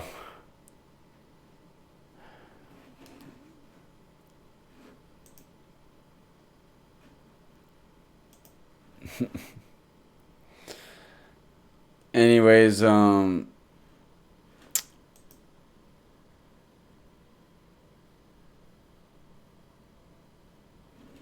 Who's he talking about? Let's see this. Do you Tucker worry Carlson that your bullshit. payment processor could shut you down at any given moment, radically interrupt? Watch this, and I think we're gonna wrap it up. This might be the most important. Well, good evening and welcome to Tucker Carlson. Tonight we're trying to find things to be happy about, and actually, if you look hard enough, there are a lot of them. One of the best things about, say, a Supreme Court confirmation hearing is that you get to see the U.S. Senate in action. And this is new. If you're like most people, you know the Senate has 100 members, or 2 from every state, and you know that they're somehow important. They're in the Constitution. So they wear dark suits and red ties to work. They talk about laws. Every summer they fly to foreign countries and act like they're president. Some of them you may even know by name, the famous ones like Chuck Schumer and Mitch McConnell. Obviously the publicity addicts like Lindsey Graham, and of course the ones you see on your own ballot. At least he's not like sucking up to Lindsey Graham. He's like straight up like, yeah, this guy's a publicity addict. Every 6 years, so that's what you know. But do you really know these people? Who are they, really? What are they like? Well, unless you happen to live next door to one, or you watch an inordinate amount of C-SPAN. Yeah, it's just so theatrical. Like it's just so. I don't want to say Shakespearean because it's not that, but it's like so like. It's like written by a playwright. It feels like. You know what they're like, and that's why confirmation hearings are so great. You get to see U.S. senators in their natural habitat. Turns out there are confirmation hearings underway right now. You may have heard about them for a Biden appointee called Ketanji Jackson. Now, Jackson is a world-renowned legal genius who, for reasons that are still not clear, cannot determine what a woman is. We told you about her last night. But so far, the star of these hearings has not been Ketanji Jackson. It's been a junior senator from New Jersey called Cory Booker. Now, like Ketanji Jackson, Cory Booker is also a world-famous legal scholar, hence his seat on the Judiciary Committee. Booker attended not only Stanford and Yale Law School, but then went all the way to Oxford University in England on the coveted Rhodes Scholarship. He has quite a resume. If academic credentials still had any connection to ability or achievement, Cory Booker would be a very impressive person. But in his case, we're going to have to grade on a curve because Cory Booker has come a long way. Cory Booker is from a world you have never been to. He's from a hard, unforgiving world of crime, decay, and raw urban authenticity. Cory Booker is from the streets of Newark. He once described his world in an interview, quote, "I still remember my first month on the street," he said. "I walked up to this charismatic black guy my age called T-Bone, who was one of the drug lords. I said, 'Yo, man, what's up?' And he leaped up in front of me, looked me right in the eye.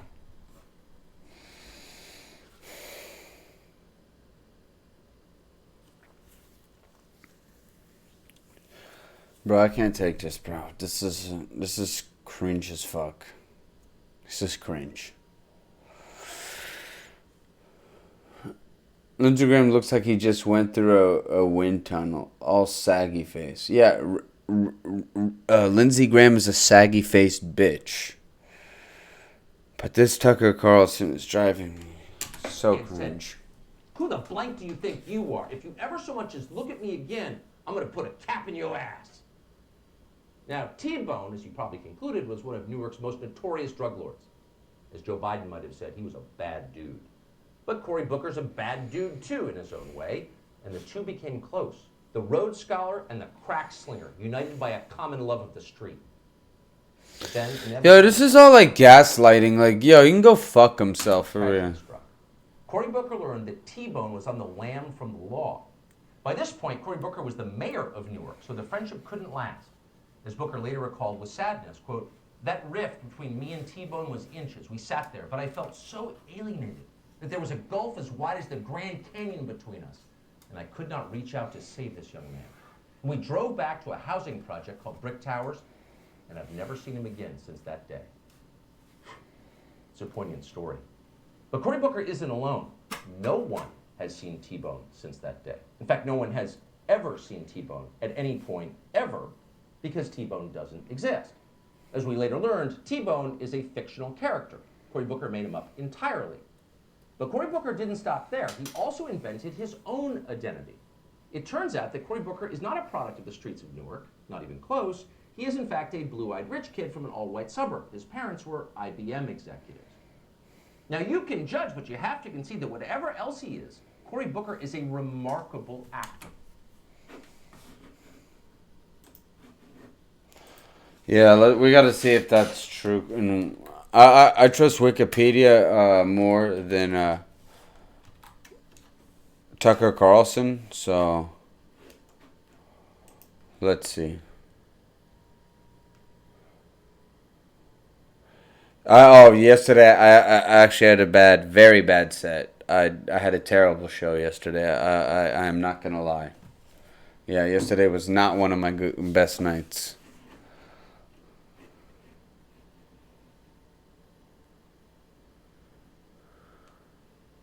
That is cringe on Booker's part, but now like Tucker Carlson insinuating that he was rich.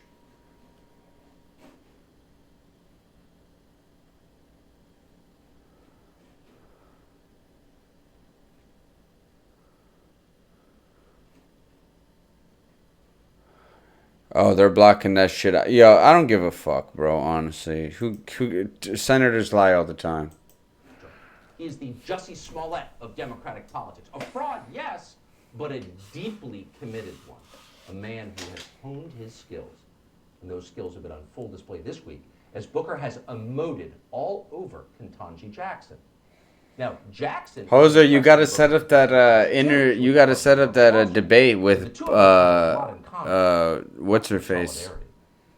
Your family and you speak to service, service, service. So cringe. And I'm telling you right now, I'm not letting anybody in the Senate steal my joy. I told you this at the beginning. I have.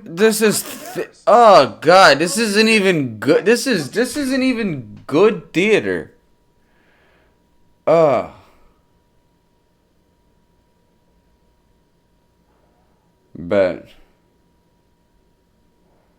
yeah, let's hope. But oh god, this is and I start getting full of emotion. You didn't get here because of some dark money groups. Oh, that's a call out. That is calling some people out right there, Corey. Take it easy. Anywhere. But you know what's crazy? Tucker Carlson won't address that. Like, of everything he's saying, though, like, as cringe as it is, that's a very important, like, fragment of a sentence. He didn't get here by dark money groups. Exactly. Has done by being, like Ginger Rogers said, I did everything Fred Astaire did, but backwards in heels. They're going to accuse you of this and that. Heck, in honor of your person who shares your birthday, you might be called a communist. But don't worry, my sister. Don't worry. God has got you. God. Give me a break. God. Yeah, I get why he's laughing, yo. I hate Tucker Carlson, but after what, you can't blame the... Come on, yo. That's such a show. In the United States, service, service, service. Servicio. Sorry, Pedro. That might have scared my dog. But the best was at the end. Don't worry, my sister. Wait a second. They're related? Well, apparently they are, at least in some hard-to-define spiritual sense. They have definitely seen each other at Whole Foods or on the flight to Edgartown. For decades, these two pioneers have followed virtually identical paths. Both grew up in white-collar families. Both went to multiple elite schools. Neither one has ever left... Yo, he's being such a fucking, like, turd, yo. Fuck him. ...this country. Now, it's been a struggle for both of them, but they've made it. At this point, they're just sick and tired and sick and tired. Cory Booker chokes up thinking about the journey. Watch. I was in the White House with my Democratic colleagues, and No, guy, I'm gonna take a piss, but Hoser, give me something to react to. Cause this is just cringe as fuck. And we have a knowing glance, which we've had for years when she and I used to sit on this end of this committee at times. And then I try to get out to the president what it means. What it means.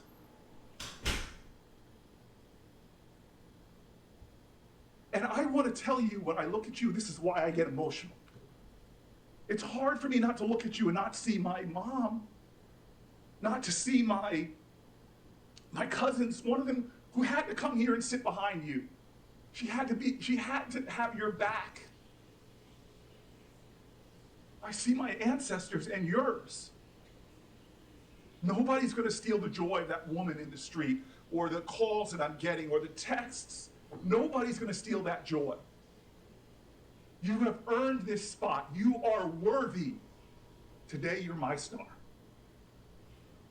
You are my harbinger of hope. That's not Jussie Smollett. Did you see the footage from the sentencing? That's not Jussie Smollett. It's exactly Jussie Smollett. Now you can say, oh, I'm offended by it. But you can also acknowledge that's art.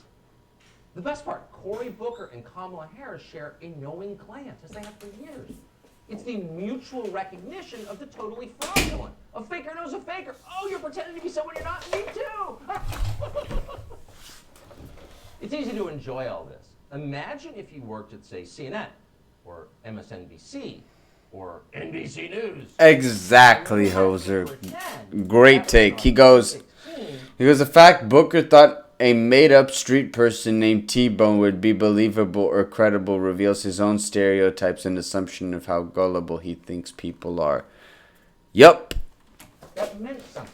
That was rooted in some observable physical reality. That people who went to Ivy League schools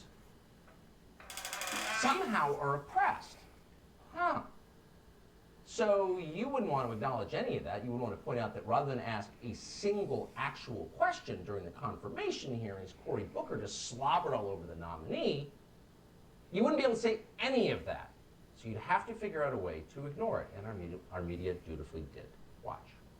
Cory Booker had no questions, really. He just offered an extraordinary, extemporaneous set of remarks. That moment has kind of ruled the day after what was really Republicans hijacking so much of this hearing. What we saw Senator Padilla and Senator Booker do to affirm her is something that is deeply touching in a way, because we know how deeply disrespected. Yeah, we know they're going to feed into this. Tears to my eyes right now. Brought tears to my eyes yesterday.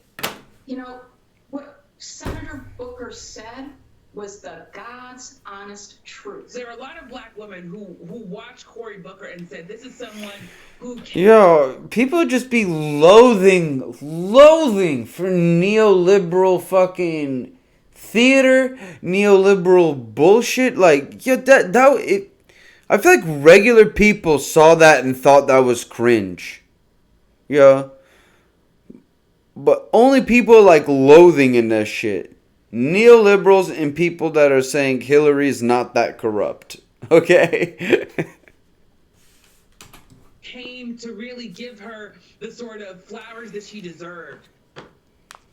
You should know that not one of the people you just saw is a poor person. Not one of them is oppressed. Not one of them has anything at all in common with the people they claim to speak for. So they are... You got nothing for me today, Hoser? ...as fraudulent as the people on stage. Telling you from the peak of the fake... My man always delivers good content. ...fighting against the current. Of course, the opposite is true. But you're not allowed to say it. But imagine the reserve of energy it takes as a newsman to pretend, having shown the clips that we just did, that that was anything but horrifying. Anything but so fake that the hair on the back of your neck goes up. My man, That's salute. telling you that Leah Thomas is a deeply accomplished female swimmer who's winning because she just practiced harder than the other girls. A lot of the black women Who gets this worked up over a trans swimmer, bro? shown the clips that we just did, that was anything but horrifying. Who gets this worked up over a trans swimmer? The back of your neck goes up at the fraudulence. That's honestly like telling you that Leah Thomas is a deeply accomplished female swimmer who's winning because she just practiced harder than the other girls. Who gets that angry over that? Like, who's got energy or time for that? A lot of the black women who watched that loved it, said one NBC journalist, person who can't define what a woman is. I don't think anyone gave a fuck. That's what my whole... I don't think anyone, literally, nobody gave a fuck. Zero questions during a confirmation hearing during which we're choosing the next Supreme Court justice. They're saying it is immoral because the way that she looks to ask her real questions, to know what we're getting before she takes the seat for life. And of course, this was the whole point. It's the Greta Thunberg play. You throw someone up there who represents your views, who can't be questioned because anyone who questions the person is, of course, mean or racist or sexist or whatever, pick your attack, but the person is immune from sincere question. So that's what we're telling you. And yet somehow it gets even more nauseating. The Washington Post editorial board saw that groveling and decided it didn't go far enough. So they published this headline yesterday, quote, Republicans boast they have not pulled a Kavanaugh. In fact, they treated Jackson worse. So if you read the Post piece, and you shouldn't, obviously, Jeff Bezos' newspaper is utter garbage, you will find that the Post editorial board is aghast that Republicans... Thank God, yo, I can't take Tucker Carlson anymore. Anything helps. Yeah. When you hand someone... Yo, it's insane. I ordered stickers from these people. Bro, now, one time, they just hit me with these ads. I did an Instagram spot advertisement once. Now, all I get is ads for social Logo media. sticker. You put your brand out marketing. into the world. Because stickers can track... Of the Omicron, the Telegraph talks about this, and this is interesting. Who is this guy? Young Ripper. Actually, it's funny. I'm going to let me get the article for you. I'm gonna actually get the article for you, real quick.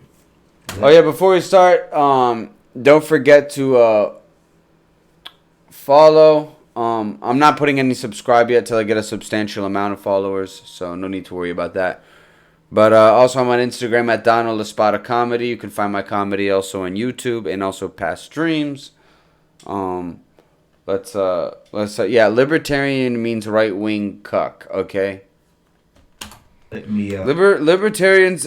When I think libertarian, I think fake freedom. Archive it real quick. But keep in mind, libertarians have been historically on the wrong side of history. This is a good one. About like the Omicron situation, because when it was first initially reported, I think the part that got lost was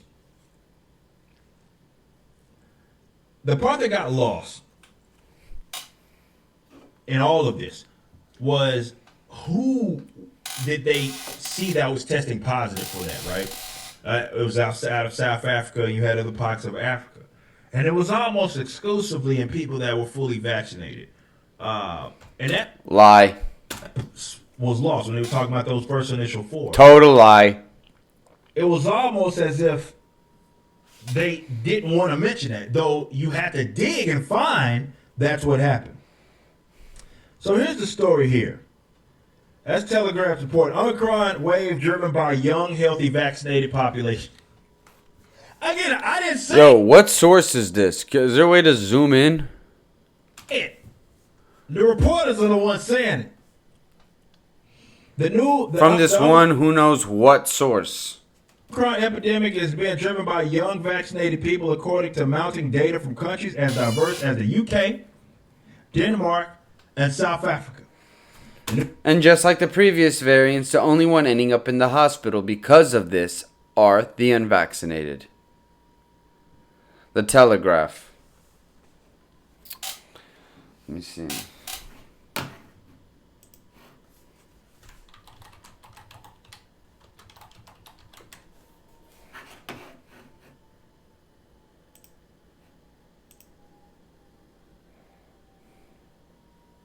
Illinois News.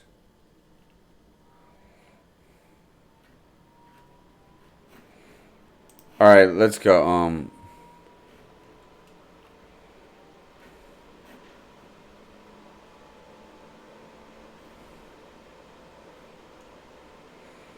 What is this? Is this? I will look at it after, but I don't buy this shit.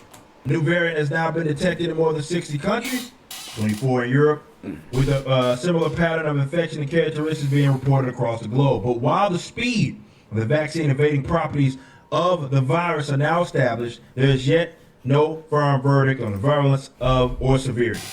Generally, those first cases are in relatively young, relatively healthy in the context of Europe, and relatively highly vaccinated groups.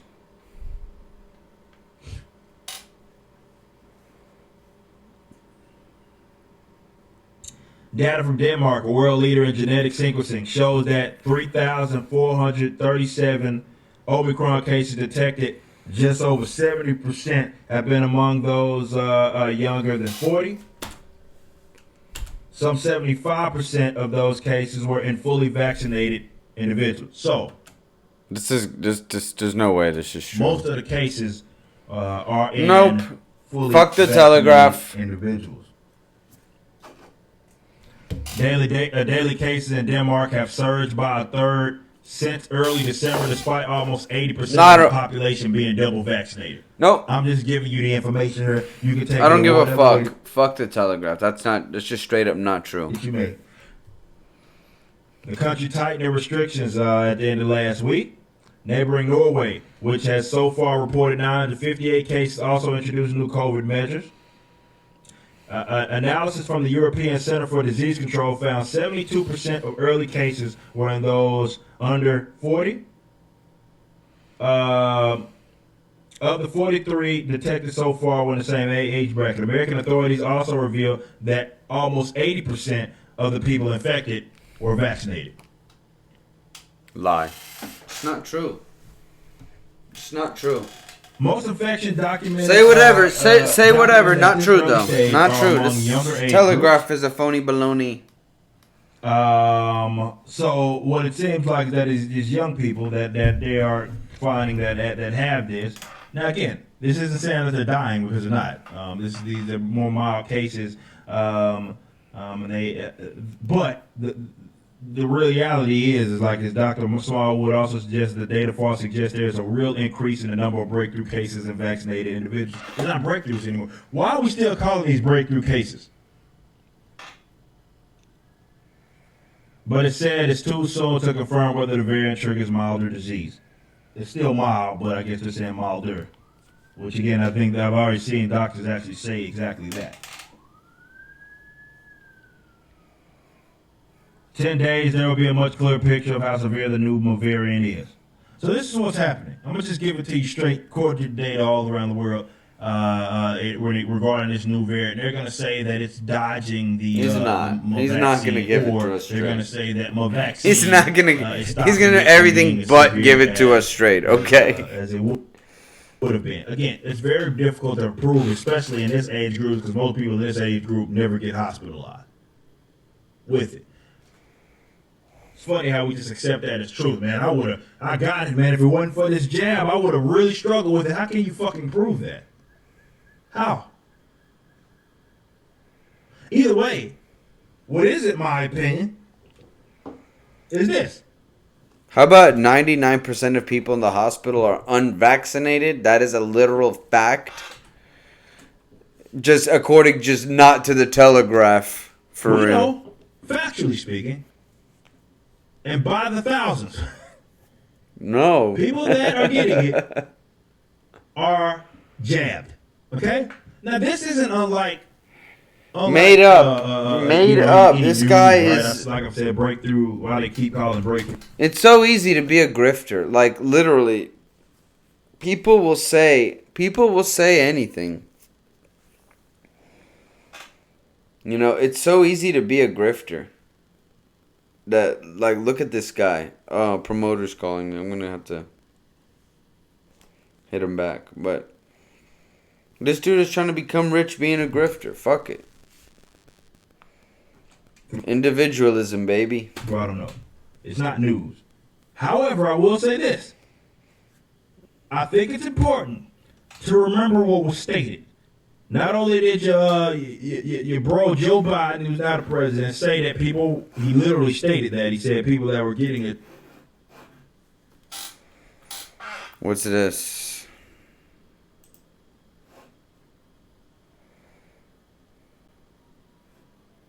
What is this?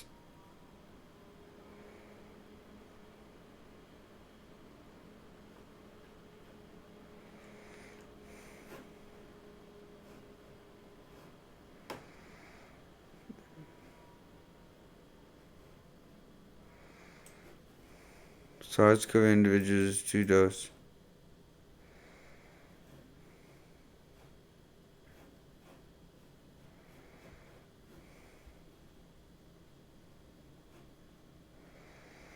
Bro, you know how many times I've heard about that bullshit Israeli study, bro? Come on. SARS-CoV-2, nay.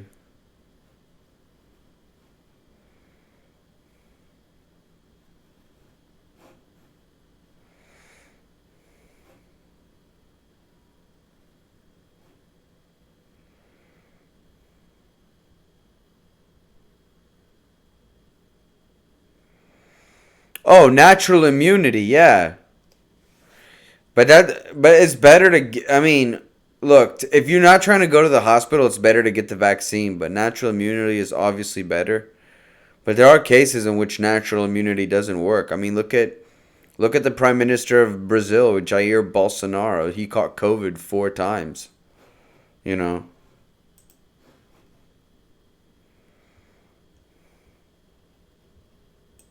It's weren't if you got the jab, you weren't gonna get COVID till you did.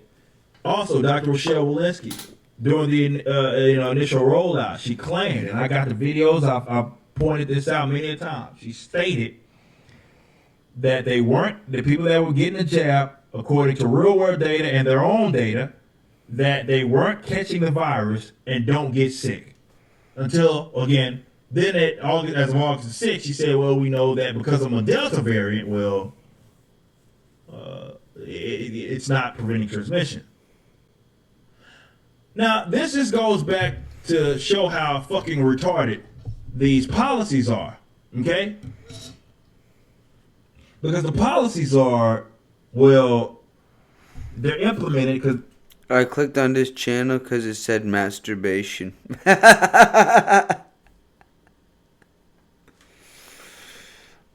Oh, man.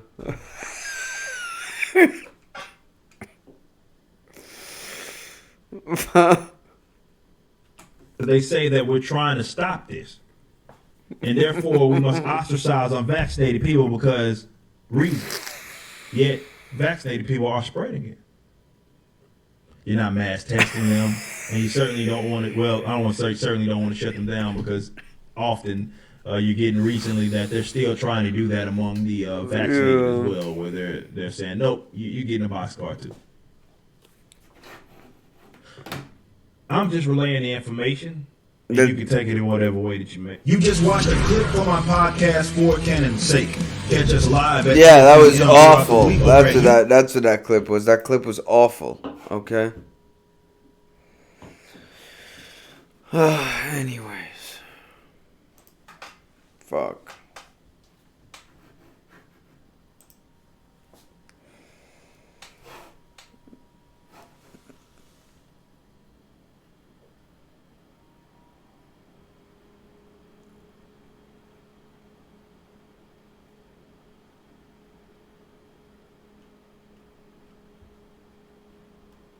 You gotta always look at what the right's doing. You gotta know what the latest grift is.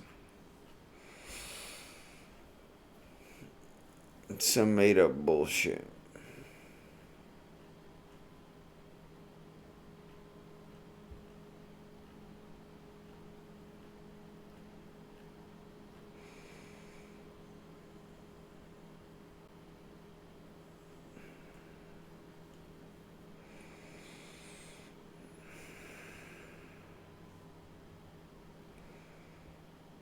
Damn, Joe Manchin even opposes the confirmation of this judge? That's wild. Bro, Joe Manchin just should go to the Republican Party for real. Fuck Joe Manchin. What is it? Welcome to the DMZ. Godfrey Steve Harvey They call impression. this a demilitarized zone. This ain't no neutral territory. Let's see this. I'm not giving up. White lady. No, that was dating Pete Davidson. Oh, Kate Beckinsale. What are you? Kate Beckinsale. What movie? You were asking. You were asking, we answered. You're like, what the fuck? No. You got Kate Beckinsale. He jumped at the mic. I just said. Jumped at the mic. Wait, Kate Beckinsale. She was. Already set. So he was in. Steve Harvey like, I'm gonna look at that answer. Survey said. Why is this nigga always surprised? Yeah, like, nigga, you know what they said. Yeah. That shit. Fire. Yeah. Oh man. Oh that no. fucking Steve Harvey be like, he be like, what your ass say? Yeah. I mean, your ass. I mean, she was like, she said, I said the top fruit. Yeah. She said, oh, hell no. She said, oh. She was like, I'm just saying, y'all, let's go to the bull. I'm gonna read that one more goddamn time. Yeah. Oh, hell no. That's the best Steve Harvey I've ever heard.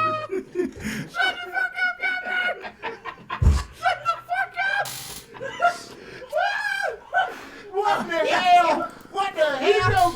Oh, we got Steve Harvey. Steve Harvey. I want to say banana Steve. Oh, shit. Oh, hell no. You mean to tell your ass? She said. See, the difference between firing black people and white people is this. When you fire white people, they don't ever see it coming.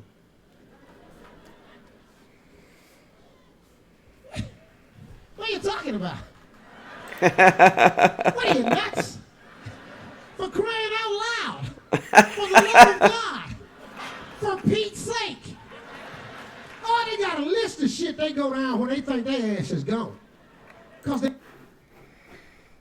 What's this?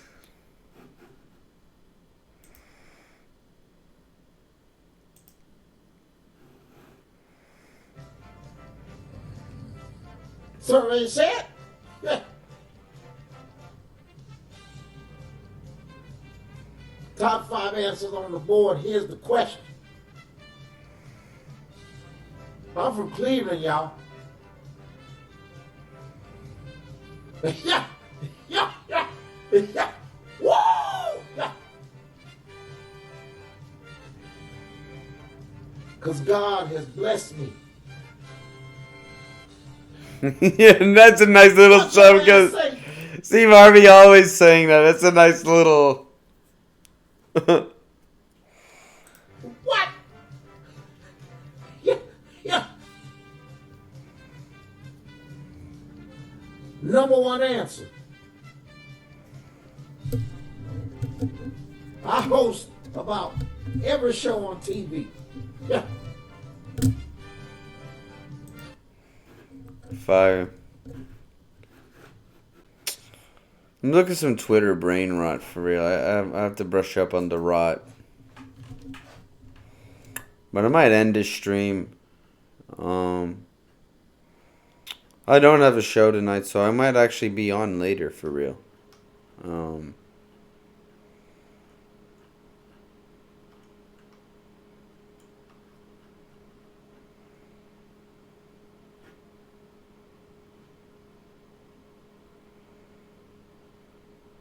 That Daryl Issa is signaling that. I think that, I don't know if it's priority number one, but it's certainly a priority for Republicans.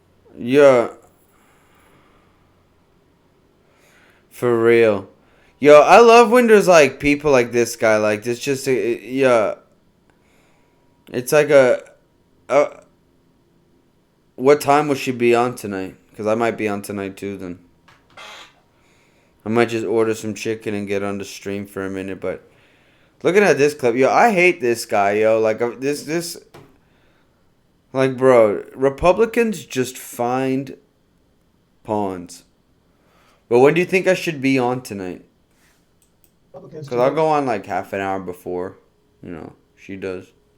Make sure that we hold big tech accountable, and I'm glad that Daryl Issa is signaling that. I think that the number one priority for the Republicans is making sure that the American people have policies that are going to uplift, empower, and make sure that they are back on their feet in a way that they don't have these horrible far left radical policies that are hurting so many Americans that we are experiencing on a regular basis because of the lack of leadership coming from the Democrats who control the White House, the House, and the Senate. So I believe the Republicans, when we take control back in November, we're going to be focused on putting the American people first and making sure that the policies are going to be that are empowering the American people and be a roadblock to the dangerous and deadly policies that we see coming from the Biden-Harris administration. And obviously the policy efforts and where we are today, Paris, and a lot of people that laptop needs to come out. Deadly policies we've seen from the Biden-Harris administration.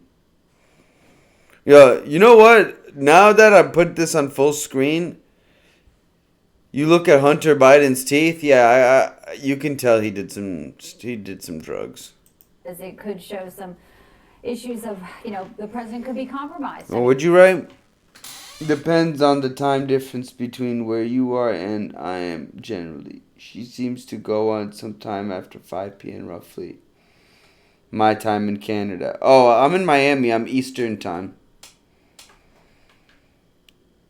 So, like, it would either be later than 5 or 5 o'clock exactly on time. Like, are you in Toronto or Alberta or...